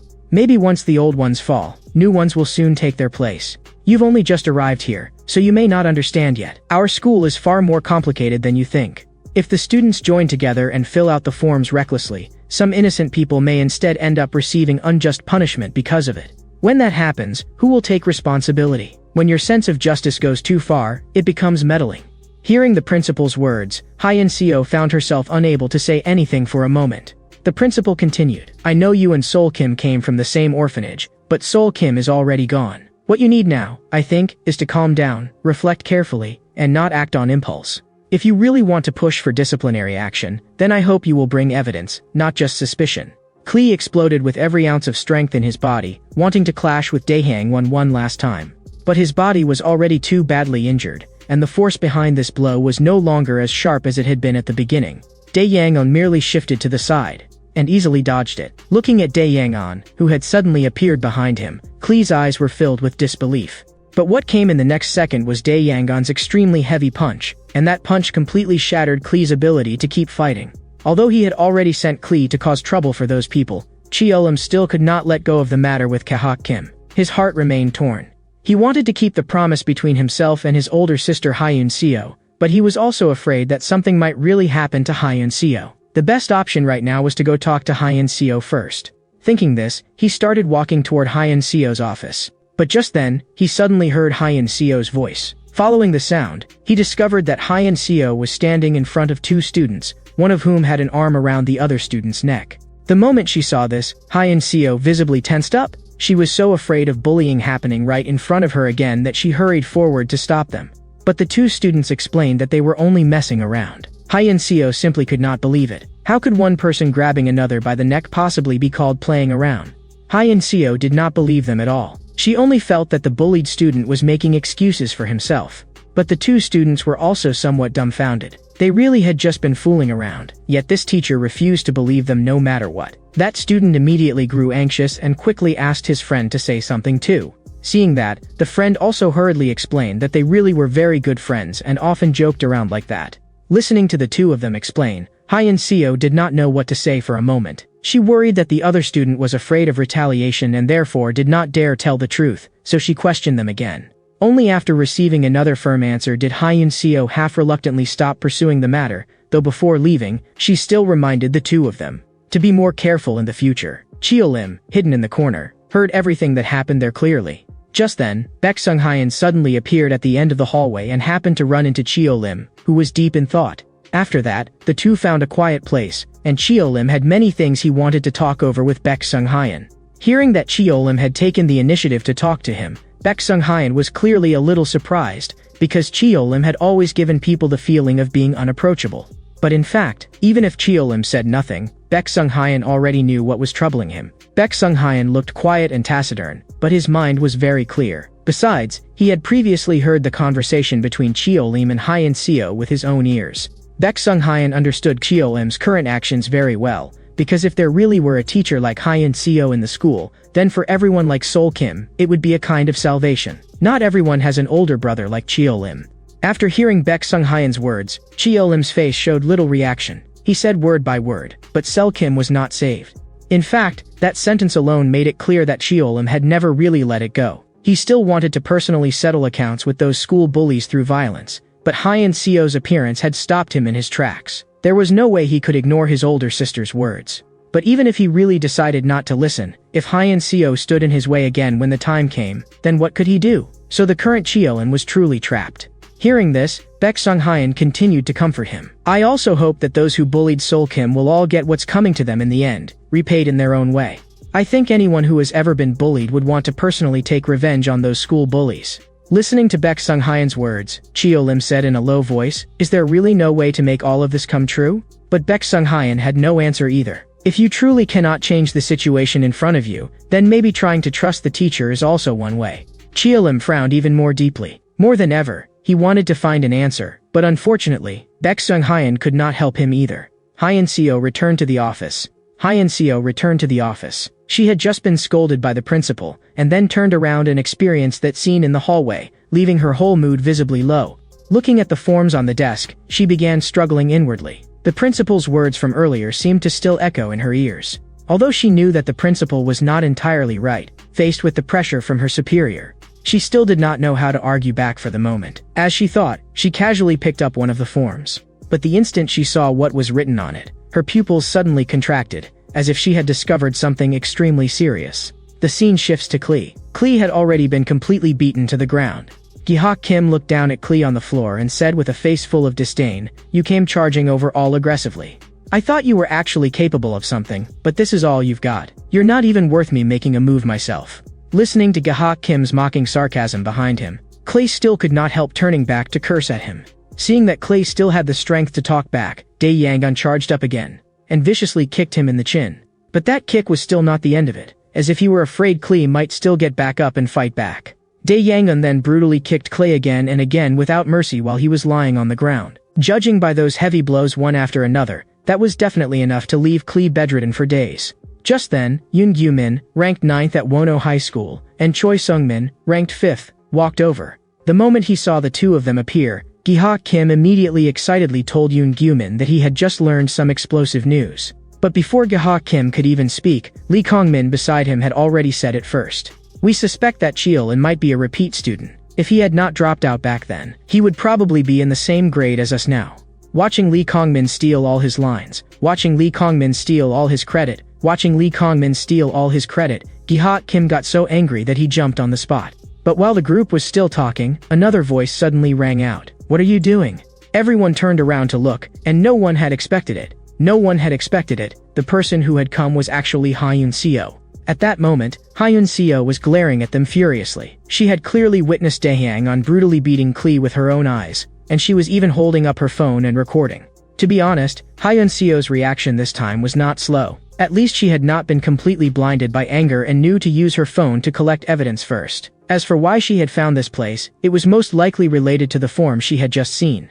But if you say she was calm, she knew to record evidence. If you say she was not calm, she actually dared to come here alone. Not one of these school bullies would truly respect her. If this group completely lost control and rushed over to snatch the phone, or even did something worse to her, no one could guarantee what the outcome would be. After all, these people were not ordinary thugs at all. They had already driven Sol Kim to jump off a building, yet they could still stand here completely unharmed. That alone was enough to show that there was definitely nothing simple about the forces behind them.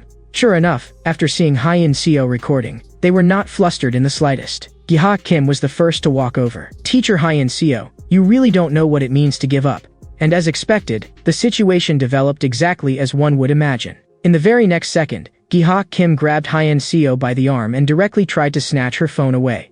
Ha-Yoon Seo still wanted to use her authority as a teacher to suppress him, but it had no effect at all. Instead, Gi-ha Kim even openly harassed her on the spot, and the phone was forcibly taken from her. But just when Gi-ha Kim was getting carried away with pride while holding the phone, Ha-Yoon Seo raised her hand and slapped him hard across the face. That scene made everyone present freeze in shock. No one had expected the seemingly gentle Ha-Yoon Seo to be this tough. The one who could not believe it either was Gi-ha Kim. Being slapped in front of so many people made the face-conscious him completely furious. He grabbed Ha-Yoon Seo by the hair and yanked her down hard. The intense pain from her scalp made Ha-Yoon Seo instantly lose her voice from the pain. But even then, Gi-ha Kim still was not satisfied. Grabbing Ha-Yoon Seo, he directly threw her hard onto the ground. Ha-Yoon Seo's glasses shattered all over the floor on the spot. The enormous pain left Ha-Yoon Seo unable to get up for a long time. The people around her were each colder than the last, as if the person lying on the ground was not a teacher who should have been respected, but merely a stranger who had nothing to do with them. Only after Ha-Yoon Seo had completely stopped moving did So-min at the side finally speak up. "Gi-ha Kim, why did you hit a teacher and beat her until she passed out?" Johan Jong behind him also added, "Hitting a teacher is not the same as hitting a student. This teacher has always been trying to cause trouble for us." This time Gi-ha Kim was truly panicked and hurriedly shouted what they should do now.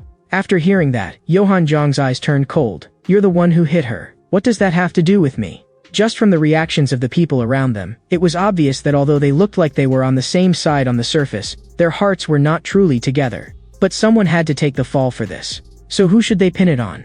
Johan Jong said nothing and merely slowly shifted his gaze to Klee, who was lying on the ground. He merely slowly shifted his gaze to Klee, who was lying on the ground. Clearly, he intended to pin all the blame directly on Klee. Cheol-im had absolutely no idea about everything happening here. At this moment, he was wandering alone through the campus without direction, replaying his conversation with Baek Sung-hyun over and over in his mind. But as he walked, he suddenly noticed a crowd of students gathered ahead. Out of instinct, he stepped forward to see what had happened. But the farther forward he went, the more his heart sank, because he heard the surrounding students saying that someone had fallen from the rooftop, and that it was the new teacher. Cheo Lim's whole body instantly froze. The first person he thought of was Hyun Seo, and the scene of Sol Kim jumping off the building also came flooding back wildly at that moment. He stumbled forward, desperately pushing through the layers of people in front of him, forcing his way ahead while frantically praying in his heart that it would not be Hyun Seo. Finally, he reached the very front. When he saw that familiar figure on the ground, it was as if his mind exploded in an instant. He stood there blankly, his eyes full of disbelief. He kept telling himself that this was not real, that this had to be a dream, but the glaring blood on the ground and that familiar staff ID kept telling him again and again that all of it was real. In his mind, all the little moments between himself and Hyun Seo came back uncontrollably. Back then, he had still been very young, living in the orphanage together with Sol Kim. One time, the school held a sports day, and after the competition was over, Cheo Lim watched the other children being accompanied by their parents, his heart full of indescribable envy. That feeling was something children like them, who were orphans, had never truly had. But just as Cheo Lim and Sol Kim were silently watching, a voice suddenly came from the distance. It was Hyun Seo, who had come to see them with food. The moment they saw Hyun Seo suddenly appear, Cheo Lim and Sol Kim were instantly overjoyed, and ran straight toward her. Hyun Seo's appearance gave Cheo Lim some of the very few moments of warmth in his life. And it was precisely at that time that Cheo Lim had already secretly sworn in his heart that he would definitely protect Hyun Seo. Cheo Lim sat outside the emergency room, his eyes completely hollow.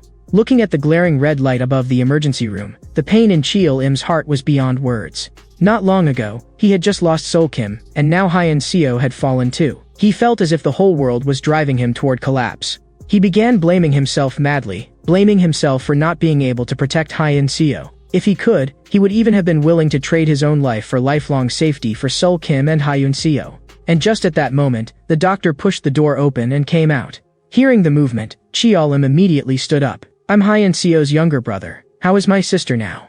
What the doctor said next made him breathe a sigh of relief, yet also plunged him back into despair. Fortunately, she was brought in time, so her condition is not at its most critical. That in itself is already something of a miracle. The fact that she survived the fall from such a height likely had a lot to do with that patch of bushes, but the impact to her cervical spine was extremely severe, so she will very likely be paralyzed from the neck down. Cheo Lim's eyes widened violently. He simply could not believe that what he had heard was real. He knew very well that Hyun Seo had always been such a proud person. If she learned that she was paralyzed, how could she possibly accept it? So Cheo Lim immediately asked whether there was still any possibility of recovery, but the doctor had no way to give a clear answer and could only say that the patient was still unconscious and that everything would have to wait until she woke up to be judged. At present, Hyun Seo was still in the intensive care unit, and Cheo Lim had no way to visit her for the time being. He would have to wait until she was transferred to a regular ward, so Cheo Lim could only leave the hospital first. After walking out of the hospital entrance, he looked like an empty shell that had lost its soul. Wandering aimlessly down the street, his mind filled with Hyun Seo and Sol Kim. But just then, a slip of paper was suddenly thrown at his feet. He instinctively looked around, but saw no one, so he bent down and picked up the note to take a look.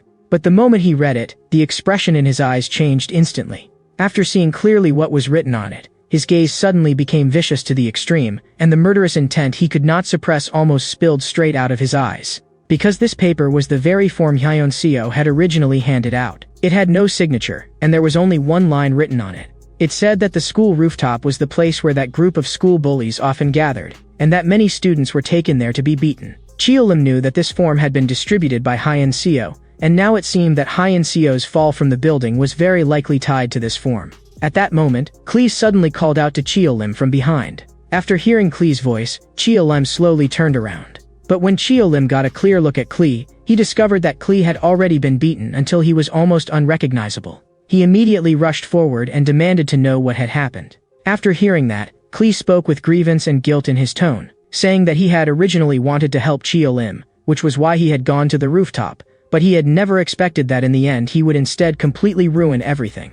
The moment he heard that Klee had also gone to the rooftop, Cheo Lim's pupils shrank sharply. "You went to the rooftop too, so you must have seen Hyun Seo. Was it those bastards who pushed Hyun Seo down?" But faced with Chio Lim's questioning, Klee did not answer immediately. Instead, he stayed silent for a long time before finally speaking. And the moment Klee spoke the truth, Chio Lim froze completely on the spot, because Klee said that the person who pushed Hyun Seo off the rooftop was him. It was as if Chio Lim had been struck by lightning on the spot. His whole body stiffened, and for a long time he could not say a single word. After he fully understood Klee's words, the anger in Chio Lim's heart finally exploded completely. He grabbed Klee by the throat and directly lifted him up. At that moment, Chio Lim truly intended to kill him. But even though his rage was already impossible to suppress, Chio Lim still forced himself to calm down and stared at Klee, asking him whether he was joking about something like this. Chio Lim's hand was like an iron clamp, squeezing so hard that Klee could barely breathe. Klee struggled to speak, saying that he had been forced by that group. After Hyun Seo was knocked unconscious, Yohan Jong and Lee Kongmin discussed making Klee take the blame for it. Then Yohan Jong walked over to Klee and said to him, "I need you to do one thing for us. Do you see that teacher? Push her off the rooftop." Klee froze on the spot, but before he could even refuse, Yohan Jong had already said with a dark expression, "Don't rush to refuse. If you don't do as I say, then we don't mind going to have a little fun with hygiene." Klee's pupils contracted sharply. He had no idea why the people in front of him knew about his younger sister's existence. But that was no longer the key point. The key point was that if he did not obey, then his sister would definitely be in danger. Klee had not dealt with these people much, but he knew very clearly that they were ruthless and capable of anything. But asking him to personally push Chio Lim's sister off a building was also something he absolutely could not do. The moment his anger surged to his head, he clenched his fists and charged forward. But before he could even get close, Dae Yangun stopped him. At that moment, Yohan Jong continued, "Something you can do. Why can't we do it? Why do you think you transferred to this school? Did you think I didn't know? If you can force yourself onto other little girls, then why can't we go have a good time with your sister?" At that moment, Klee's psychological defenses completely collapsed. Even Gahak Kim at the side could not help sneering as he added fuel to the fire. "How ridiculous. You act so respectful toward your seniors and so eager to help people, but from beginning to end you're just trash. Quick, tell me what school his sister goes to. I want him to get a proper taste of what pain feels like too."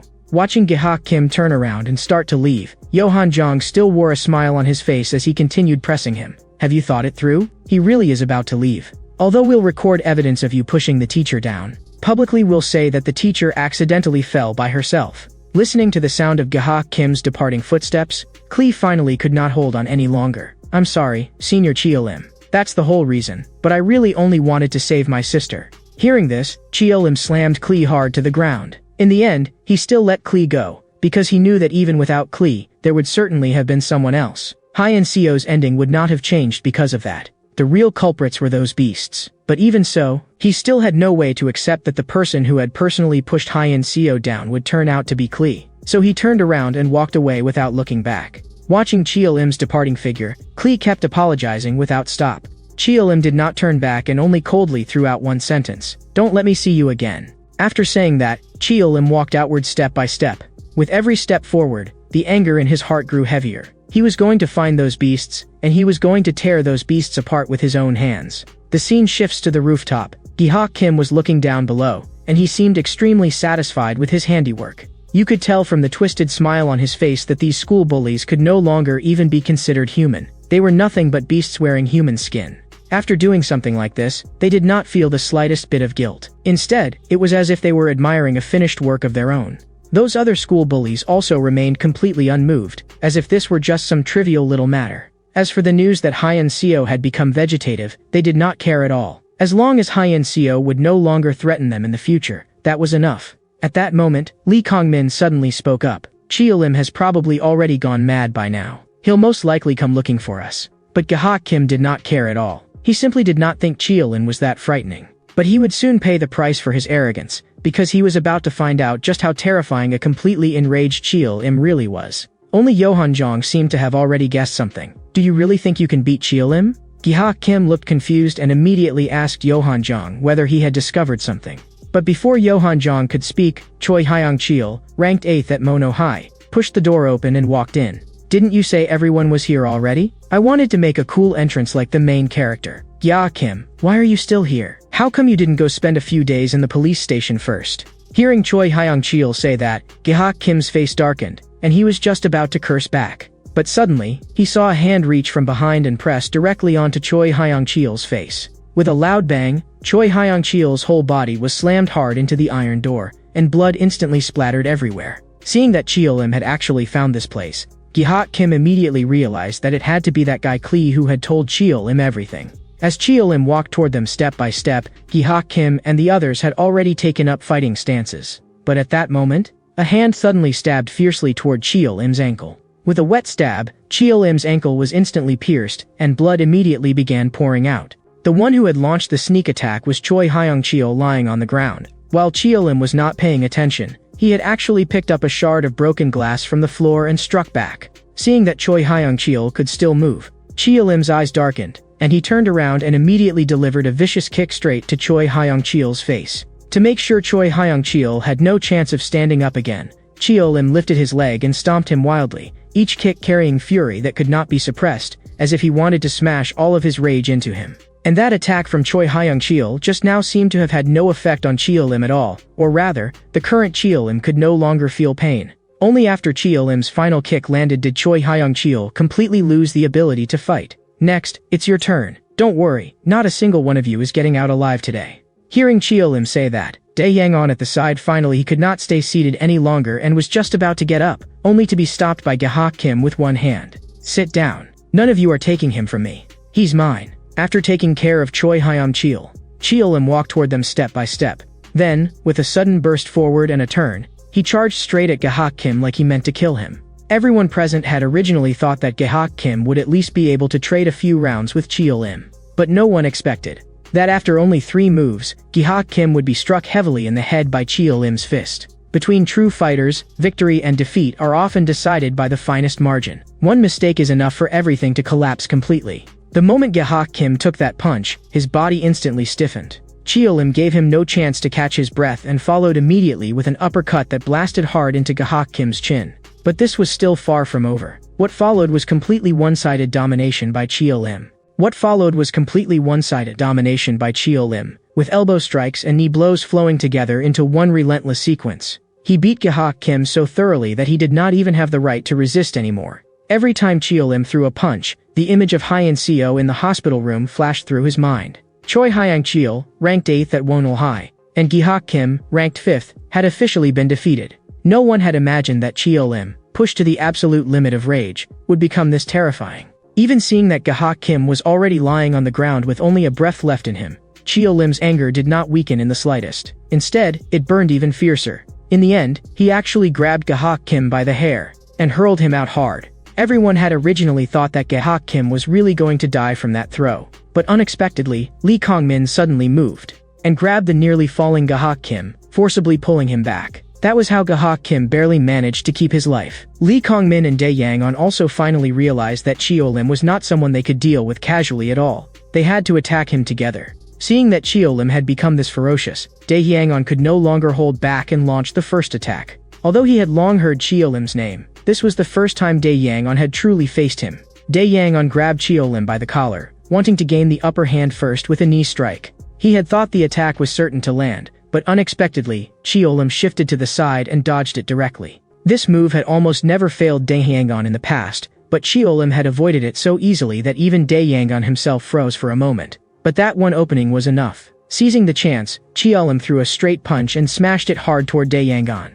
The punch was fast, ruthless, and accurate. Dae-yang-on had no time to react and could only take it head-on. The enormous force instantly blasted Dae-yang-on away, and he only barely stopped after rolling all the way to Gi-hak Kim's side. Cheol-im, who had originally still looked down on Dae-yang-on a little, completely put that slight contempt away at this moment. He knew that from here on, he had to go all out. Otherwise, what had just happened to Choi Hyung-cheol and Gi-hak Kim could become his own fate at any time. But just as Cheol-im was about to continue pressing the attack, he suddenly felt a gust of force coming from behind. He immediately ducked, just barely avoiding Lee Kong-min's sneak attack. This time, it was Lee Kong-min who was stunned. This monster Cheol-im had reactions so fast it was as if he had eyes on the back of his head. Was even a sneak attack useless against him? But in a fight, there is no time to stand there in shock, because in the very next second, Cheol-im was already lunging at him. Cheol-im moved at a terrifying speed and directly clamped a hand around Lee Kong-min's throat, then smashed him hard into the ground. The horrifying force shook Lee Kong-min so violently that it felt as if his organs were about to split apart,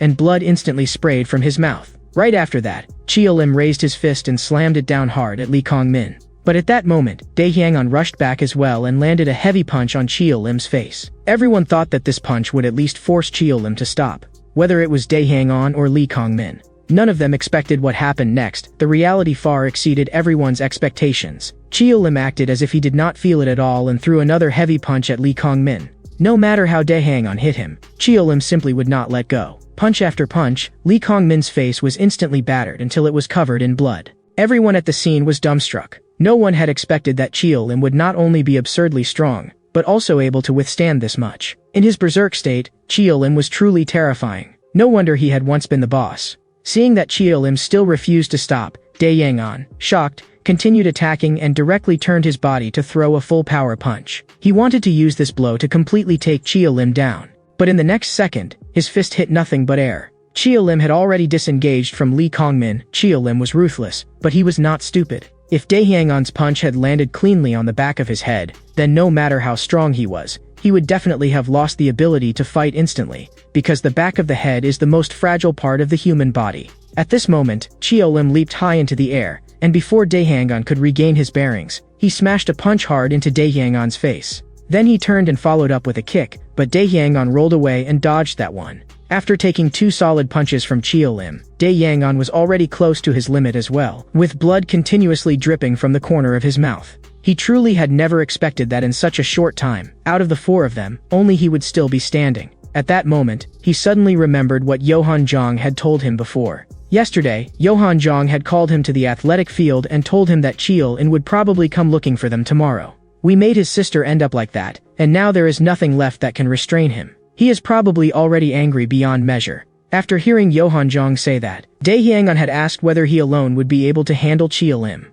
But Johan Jong had not given a definite answer, because even he himself did not know just how strong Chia Lim really was. Dae Hyang-on had originally thought that no matter how strong Chia Lim was, he should at least be able to trade a few rounds with him. But now that they had actually fought, he discovered that the gap was this enormous. On the battlefield now, the only one who could truly keep fighting was him alone. Johan Jong did not count as fighting strength at all. From beginning to end, he was just someone who played dirty tricks. While thinking this, Dae Hyang-on slowly stood back up.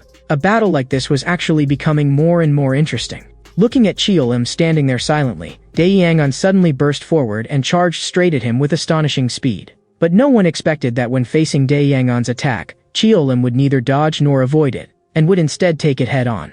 Seeing that Chia Lim still did not move, Dae Hyang-on had no time to think about why Chia Lim was standing there without dodging, and directly swept a kick toward Chia Lim's ankle, the exact place where Chia Lim had been injured at the beginning.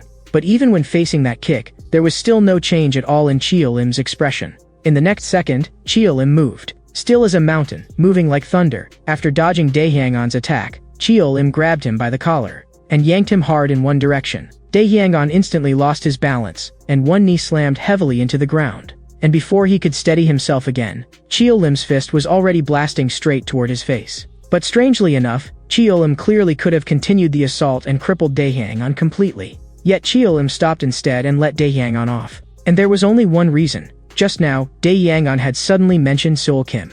It was only after hearing the name Seol Kim that Chia Lim's attack stopped in that very instant. As he listened to Dae Hyang-on speak, some things from Seol Kim's past also began to slowly surface. That was the first time Dae Hyang-on had met Seol Kim. At that time, Seol Kim was being surrounded and bullied by a group of school thugs. From what those people were saying, Dae Hyang-on learned that they were all acting under Taeyoung's orders and came every day to take care of Seol Kim. At that time, Dae Hyang-on did not step in. He only stood to the side and watched quietly. Watching Seol Kim get bullied again and again, he even began to feel a little sympathy. So he asked Seol Kim, "Why do you only get beaten and never fight back? Why don't you resist, or at least do something? If you do nothing, none of this will ever change." Hearing Dae Hyang-on's words, Seol Kim staggered to his feet from the ground. He spoke stubbornly. "Some things can definitely be changed. I will bring all of this to an end with my own hands." Dae Hyang-on only felt it was a pity. At the time, he thought that was nothing more than an excuse Seol Kim used to cover up his own cowardice. But in fact, even back then, Seol Kim had already formed the intention to kill himself. He wanted to use his own death to bring an end to this era of school bullies running rampant. But reality had never turned out as he wished. Even after Seol Kim jumped to his death, those school bullies still did not receive the punishment they deserved. And besides, this was never a choice that should have been made in the first place. The ones who were wrong were those bullies, so why was the one who ended up paying with his life himself? Only after saying all this did Dae-hang finally understand what Sol Kim had meant by those words back then. If Sol Kim were still alive now, I would apologize to him. But those words only made things worse. The more Dae-hang spoke, the heavier Cheol-im's anger grew. As soon as Dae-hang finished speaking, Cheol-im charged at him again. But no one expected that this time, Dae-hang actually managed to withstand Cheol-im's offensive. From the force behind Cheol-im's attacks, Dae-hang could clearly feel that Cheol-im's strikes had already begun to weaken. After going through such a fierce battle, Cheol-im had finally grown tired. Dae-hang also made up his mind to start counterattacking and to bring Cheol-im down hard. But Dae-hang forgot that if Cheol-im's strength had already weakened, then how much better could his own condition really be? From the very beginning until now, Cheol-im had mostly been burning through stamina. The injuries he had actually suffered were not that severe. But Dae-hang was completely different. From the moment he faced Cheol-im, he had been taking hits the whole time. Although he was still barely holding on now, he had long since already reached the end of his strength. Sure enough, the moment Dae-hang launched his counterattack, Cheol-im caught an opening and smashed a heavy punch into his face. Blood splattered instantly, and even his pupils began to lose focus. With that punch landing, Dae-hang completely lost the ability to continue fighting. Now, only Cheol-im and Yohan-jong were left standing. Yohan-jong could not help cursing inwardly. Although there was still not much expression on his face, he knew very clearly that this time he was truly finished. Looking at Yohan-jong's nauseating face, the very aura around Cheol-im changed. Cheol-im had long wanted to cripple this vicious and despicable man with his own hands. After Sol Kim jumped to his death, Yohan-jong and Mak-yong had gone to the school athletic field to discuss how to deal with the matter. Mak-yong's idea was to make everyone keep their mouths shut and never bring it up again. But Yohan-jong felt that if they only relied on fear to suppress the students, things would lose control sooner or later. Standing behind them, Tae-soo listened to their conversation and slowly said, "Don't worry, it won't be long before I transfer schools. Once I'm gone, this matter will naturally die down little by little." Hearing Tae-soo's words, Yohan-jong was confused. He simply could not understand why Tae-soo wanted to do that. If you were planning to bear the consequences alone, then why did you tell us to go bully Sol Kim in the first place? You only told us to beat him, but you yourself never personally laid a hand on him even once. Tae-soo did not answer that question. Instead, he asked Yohan-jong, "You should still have videos of bullying Sol Kim on your side, right? In a little while, I'll give you a phone number. Send those videos there. You don't need to worry about who that number belongs to, because before long, you'll naturally find out." And now, Yohan-jong did indeed know, and he had even taken a solid punch from that person. But at this moment, Cheol-im still knew nothing at all about Tae-soo's existence. He only believed that Yohan-jong was the true mastermind. So in this moment, Cheol-im poured all of his anger onto Yohan-jong. Punch after punch, he smashed hard into Yohan-jong's head. At this moment, Cheol-im seemed completely unable to feel fatigue, his fists falling non-stop as if he wanted to beat out every bit of rage inside him. Even though Yohan-jong had already been beaten until his face was covered in blood, Cheol-im still did not stop. Seeing that he really was about to be beaten to death, Yohan-jong finally spoke.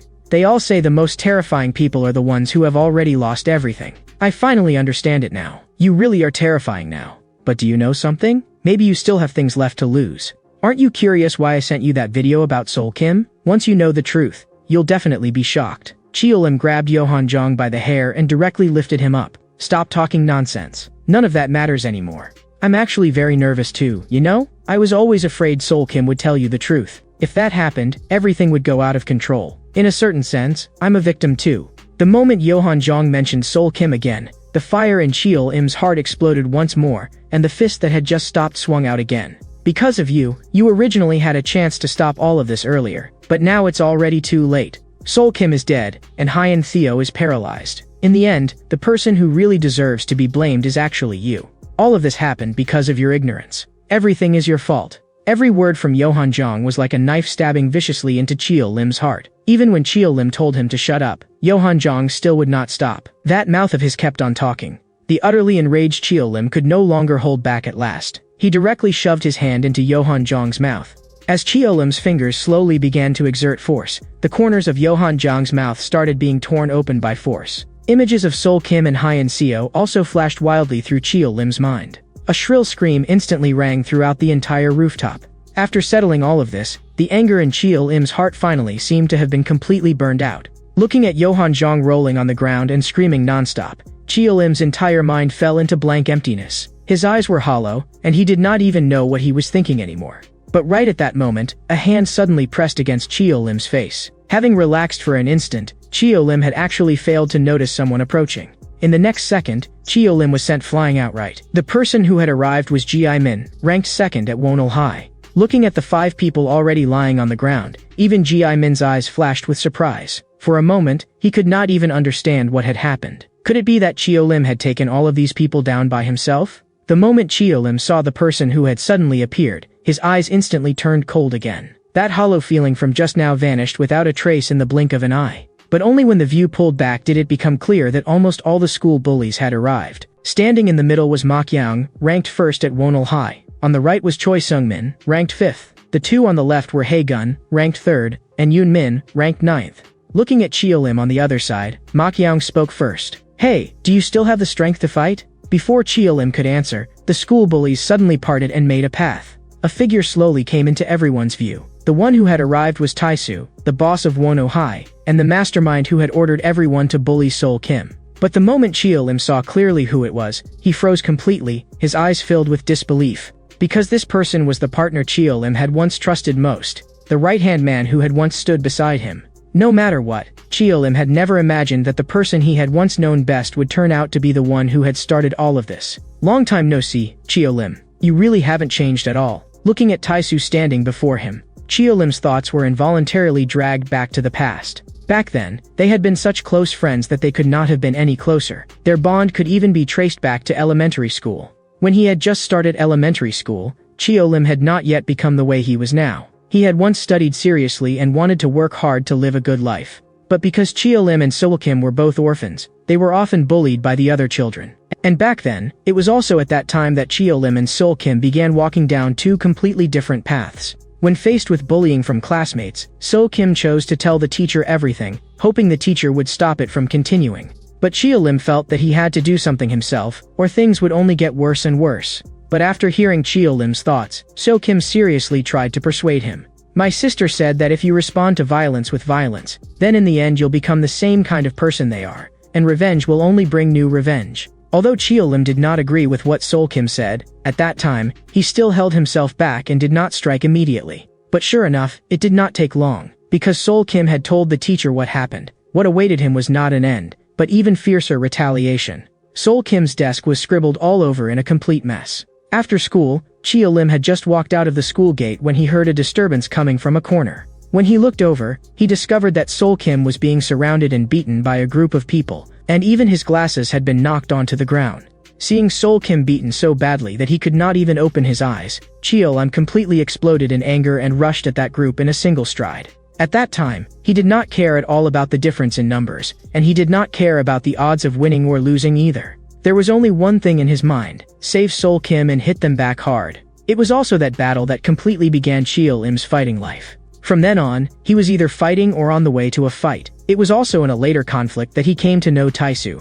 That time, Cheo-lim was being ganged up on by a group of students and could not spare any attention to look after Sol Kim. The result, of course, came as no surprise. Sol Kim was beaten again, and Tae-soo was the one who appeared at that moment. The moment Tae-soo showed up, he first saved Sol Kim, and then together with Cheo-lim, he beat that group of students to the ground. When Cheo-lim first met Tae-soo, he was still the kind of person who was quiet and cold. But as time passed little by little, Cheo-lim, Sol Kim, and Tae-soo gradually became almost inseparable friends. Looking at his former companion now standing on the opposite side, Cheo-lim's eyes were full of disbelief. And at this moment, Cheo-lim had still not truly realized that Tae-soo was the mastermind behind everything. He spoke in a low voice. "Tae-soo, why are you here?" But when Tae-soo said that this had originally been the school he used to attend, Cheo-lim only grew more confused. If Tae-soo had once been at this school, then he should have seen Sol Kim before. So why had Tae-soo never once stepped in to help him when Sol Kim was being bullied?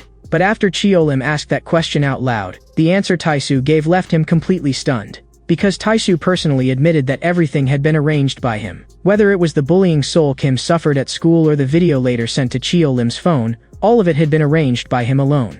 Cheo-lim simply could not accept why the person who had once stood shoulder to shoulder with him would do something like this. The image of Sol Kim falling from the building, the scene of Hyun Seo being pushed down, the things Yuseong had said, and the things Yohan Jong had left unsaid all flashed wildly through Cheo-lim's mind at this moment. It was as if Chiolim was asking himself, and also questioning Taisu, was all of this really done by you? And when Taisu once again gave an affirmative answer without the slightest hesitation, Chiolim finally lost control completely. His blue eyes seemed to light up all at once, and he burst forward, lunging straight at Taisu. But when faced with Chiolim's charge, Tyson did not move at all, because he did not need to make a move personally. The people at his side had already stopped Chiolim first. Jiaimin grabbed Chiolim's clothes from behind, while Makyong smashed a vicious punch directly into Chiolim's face, and the force behind it was astonishing.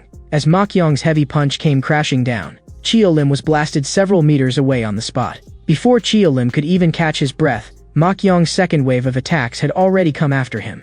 That massive fist came crashing down from above. Fortunately, Chiolim raised both arms in time to block it. Otherwise, if that punch had landed cleanly, the consequences would definitely have been unbearable. But after seeing Chiolim take his punch head-on and still be able to fight back, Makyong was already somewhat shocked, though what truly surprised him was still to come. Chiolim's arms suddenly erupted with astonishing strength, forcibly knocking Makyong's attack back. Then, seizing that opening, he rolled and got back to his feet. Makyong's eyes were full of disbelief. He had never expected that after being smashed down like that, Chiolim could actually stand up again. In the next second, Chiolim burst forward and lunged violently at Makyong, trying to take him straight down.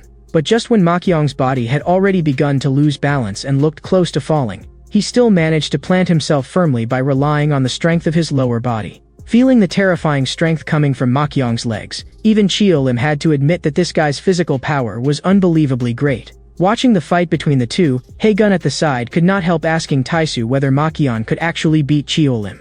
But just as Taisu was about to answer, a voice suddenly came from behind them. "What are all of you doing gathered here?" The people who had arrived were Kong Jinyang of Hanjin High School and Yeo Minhyuk of Hanjin High School. Hanjin High School was the school Taisu had transferred to later, and these two were the new friends he had met there. Yeo Minhyuk slowly walked over to Taisu's side. "You came all the way back to this school just for this guy?" And at this moment, the fight between Chiolim and Makyong had already reached its fiercest point. Chiolim was hugging Makyong tightly, desperately trying to throw him down. But Makyong was also continuously smashing his elbow into Chiolim. That heavy force struck Chiolim again and again until he could barely breathe. Finally, after the fourth heavy blow landed, Chiolim let go. He instinctively tried to step back, but Makyong seized the chance and smashed a heavy punch into his face. For Chiolim, who was already close to his limit, this blow was almost a fatal hit. That punch nearly made Chiolim lose consciousness. In the instant his head turned to the side, his gaze suddenly swept over Taisu. Even now, he still could not understand why Taisu had done all this. As Chiolim's consciousness began to waver, he suddenly remembered a conversation he had once had with Sol Kim. It had been a sunny afternoon. After Chiolim returned to the orphanage, he found that Sol Kim had already come back first. He asked Sol Kim how things were going at the new school. Sol Kim said he was doing okay at the new school. But looking at Sol Kim's expression, it seemed like there was still something he had not said, though at the time, Chiolim had not noticed that anything was wrong. After a long while, So Kim suddenly asked Chiolim whether something had happened between him and Taisu. Hearing So Kim suddenly bring up Taisu, Chiolim was also taken aback. In the next second, Chiolim seemed to realize something and immediately pressed So Kim, asking whether Taisu was also at that school. But after hearing that, So Kim denied it in a flustered way, saying no, he had only suddenly thought of Taisu and casually asked. Back then, during middle school, Taisu really had transferred away all of a sudden without saying a single word. In response to Sol Kim's questioning, Chiolim had only told him that he also did not know why Taisu had transferred. He had only heard that it seemed to be because of his parents, but now that you mention it, I also do think that Taisu really changed a lot back then. Even after remembering all this, Chiolim still could not figure out what Taisu had gone through back then. But the current situation simply gave him no time to keep thinking it over. Makyong drove a knee hard into Chiolim's face. That blow completely scattered the very last bit of resistance Chiolim had left. With a loud thud, Chiolim crashed heavily onto the ground. Makyong followed up immediately and clamped both hands around Chiolim's throat. Chiolim still wanted to resist, but there was not a shred of strength left in his body. Makyong was in full condition right now, while Chiolim's body had already been completely drained after going through such a brutal battle. The current Chiolim had no way of beating Makyong, not to mention that Makyong still had so many people behind him. From the very beginning, this had never been a fair fight. Seeing that the battle was already nearing its end, Haegun sneered from the side. Because he used to be Taisu's friend, I had actually been looking forward to this, but now it seems he's nothing special. Yeo Minhyuk at the side also added, a complete waste of time. Listening to the voices around him, Taisu never spoke. He neither refuted them nor stopped them. He only watched quietly with those cold eyes that seemed to have no warmth at all, and no one could guess what he was thinking. Feeling the pressure on his neck grow heavier and heavier, Cheolim even felt as if death was truly closing in on him. But just at that razor-thin moment between life and death, someone finally arrived. With one punch, the newcomer smashed directly into Makyang's face and forcibly saved Cheolim. Cheolim's eyes were full of disbelief. "Cheolim, what the hell are you doing? How are you getting pinned down and beaten by this little brat? And Taisu, you bastard, your own people are getting bullied and you're just standing there watching? Or are you the kind of person who was never taught basic decency from the day you were born?" The one who had come was none other than Nam Hyok-jin, Cheolim's middle school companion. Looking at Nam Hyok-jin, who had suddenly appeared, Cheolim was a little surprised and asked how he had found this place. Hearing Cheolim ask that, Nam Hyok-jin slowly replied that someone had told him the news, and that person was Yuzeong. Clearly, almost everything Cheolim would do had already been predicted by Yuzeong. Although Yuzeong kept saying that he would no longer bother with Cheolim, in reality, he had been secretly helping him the whole time, just like a true strategist, laying down every path Cheolim needed in advance. And after hearing Yuzeong's name, Cheolim also fell silent. Clearly, even he himself had not expected that Yuzeong would keep helping him like this. At this moment, Cheolim was probably full of guilt as well, because from the very beginning, his attitude toward Yuzeong had always been cold, yet Yuzeong had never once held it against him. At that moment, Nam Hyok-jin looked at Taisu and said, "So, Mr. Taisu, can you explain to me what exactly all of this is about?" Before Taisu could answer, Haegun said coldly from the side, "Isn't it obvious enough? That guy did something wrong, and now he's just receiving punishment. Didn't you see a whole pile of people already lying on the ground?" The one who crossed the line first was Cheolim. The camera shifts to Yohan Jong. At this moment, he was still clutching his mouth and screaming in pain, looking pathetically ridiculous. Hearing Haegun's words, Nam Hyok-jin looked full of disdain. "What line? Where exactly is this line drawn? Can you point it out to me? Was it drawn with chalk or something else? Because I don't see anything at all." As Haegun listened to Nam Hyok-jin's words, he was just about to curse back when Nam Hyok-jin continued. "I'll give you 5 seconds to bring Sol Kim back to life. If you can't do that, then the rest of you can go down and keep him company." Clearly, Nam Hyok-jin already knew about Sol Kim too. Most likely Yuzeong had told him everything. As Cheolim's most trusted brother, Nam Hyok-jin naturally also had feelings for Sol Kim. Seeing that Nam Hyok-jin had actually started counting down, the people on the other side were so angry that they laughed. This guy had to be insane. Clearly, they did not take Nam Hyok-jin seriously at all, because they held an absolute advantage in numbers. But they would very soon pay the price for their arrogance. Seeing Nam Hyok-jin's attitude, Ji-min could no longer hold back and charged over with his fist swinging. But Nam Hyok-jin merely shifted to the side and easily dodged, which was enough to show that Nam Hyok-jin's strength was absolutely not weak. Seeing that, Haegun at the side also moved and charged at Nam Hyok-jin with a furious shout. But what no one expected was that Nam Hyok-jin was still continuing the countdown. Facing the attacks of the second and third-ranked fighters at the same time, he still dared to remain this calm. Either he was crazy, or he was an absolute powerhouse. As the countdown reached 0, Nam Hyok-jin's eyes instantly turned cold, and the killing intent coming from him was enough to send chills down anyone's spine.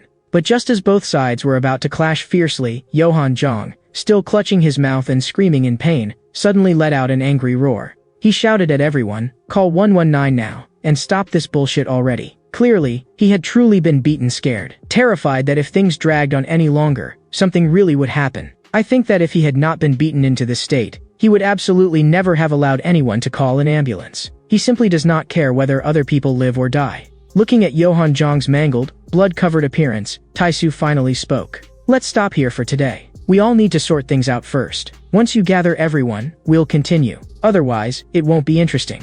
Nam Hyok-jin let out a cold laugh. "Are you sure? If everyone really gets called in, are you sure you'll be able to handle it?" In Taisu's reddened eyes shone an almost insane light. "I'll personally wipe all you trash out." Cheolim's eyes were full of coldness. He knew that this matter could no longer possibly end peacefully. As for asking Taisu again why he had done this, there was no longer any meaning in it, because Sol Kim was already dead. The only thing Cheolim had to do now was take revenge. But as he was now, he no longer had the strength to keep fighting, and if Nam Hyok-jin alone had to deal with everyone here, it really would be too difficult. So after thinking it through, Cheolim said nothing more and turned to leave with Nam Hyok-jin. As Cheolim passed by Taisu, he said word by word, "Don't worry, Taisu. I will kill you with my own hands and avenge Sol Kim."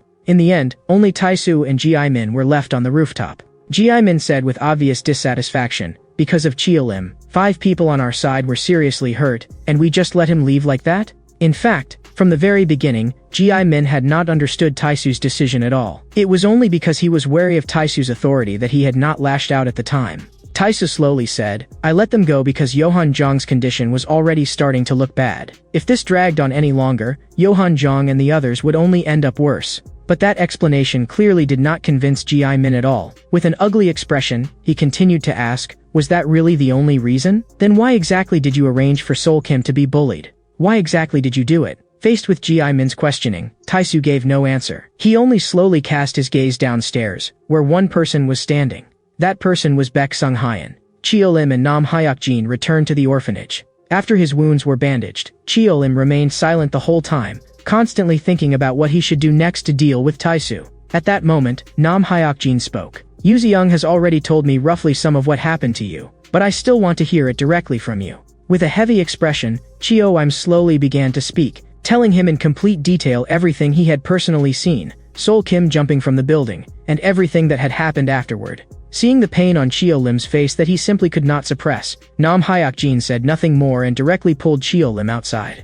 After a long silence, Chio-lim finally asked Nam Hyuk-jin what he had been doing lately. Nam Hyuk-jin answered casually that, like Chio-lim, after dropping out of school he had been learning new things while earning money to survive. Then Chio-lim asked about their old companions, and the answer he got was that aside from Nam Hyuk-jin, everyone else was still in school. At that moment, Nam Hyuk-jin said, "The way Taisu has turned out now probably has a lot to do with his parents, because his parents got divorced." Chio-lim was clearly stunned for a moment, completely unaware of when that had happened. Nam Hyuk-jin replied, "It should have been around the time Taisu transferred schools. And it was from then on that Taisu became more and more silent." Chio-lim took a deep breath. He did now know why Taisu had transferred, but he still could not understand why Taisu had chosen to target him in particular. Nam Hyuk-jin told Chio-lim to think more carefully. Maybe he could find some clue in something Sol Kim had said before. Chio-lim began constantly recalling all the details of the past between himself and Sol Kim. As his memory slowly turned further back, Chio-lim suddenly remembered something Sol Kim had once said. Sol Kim had said that during middle school, someone close to him had died. At that thought, Chio-lim immediately asked Nam Hyuk-jin whether he remembered that. After thinking for a moment, Nam Hyuk-jin said that it did seem like something like that had happened, and that the school had apparently even conducted an investigation at the time, though he himself had not paid much attention then. Nam Hyuk-jin asked Chio-lim whether there were any other clues, because relying on just that one thing still gave them too little information.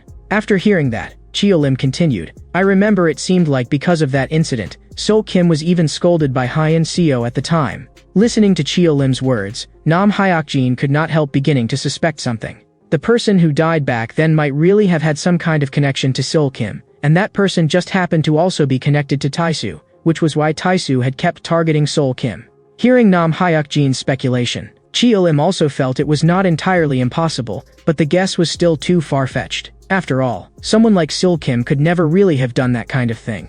But now, those things were no longer the most important. What mattered was that Taisu had personally caused Sol Kim's death. As long as they dealt with Taisu first, everything would eventually become clear. Nam Hyuk-jin sighed and said, "That guy Taisu really isn't simple. By the way, how's your sister doing lately?" The moment he heard that, Chio-lim's expression instantly darkened. "She's in very bad condition. Because of them, Hyun Seo is still lying in the hospital right now, and it's still unclear whether she'll live or die." Nam Hyuk-jin was obviously shocked. This was the first time he had learned about Hyun Seo's current condition. He immediately pressed Chio-lim for what had happened. At that point, Chio-lim's face became even more pained, and those memories he had not wanted to touch were dragged out once again by force. "My sister was a teacher at that school. She wanted to correct the bullying in the school, but in the end, they turned her into this." For a moment, Nam Hyuk-jin did not know how to comfort him either, and could only say in a low voice, "Then we'll turn that whole school upside down together." Seeing that Nam Hyuk-jin had already made his stance clear, Chio-lim did not stand on ceremony and directly asked him to go gather everyone back first. Nam Hyuk-jin nodded. "No problem. That group looks like they have numbers, but really they're just a mob. Wait for my message." After saying that, Nam Hyuk-jin turned and left directly. Watching Nam Hyuk-jin's departing figure, Chio-lim finally felt somewhat steadier inside, and at the same time he fully made up his mind. This time, no matter what, he would definitely settle things with Taisu once and for all. But before that, there was still one thing he had to do first. Meanwhile, at the hospital, a figure stood quietly outside the emergency room. He stared at the name on the patient list by the door for a long time without moving, and that person was Baek Sung-hyun. When he saw Hyun Seo's name, Baek Sung-hyun's fist suddenly clenched tightly. In the next second, he crouched down in pain, repeating "I'm sorry" over and over again.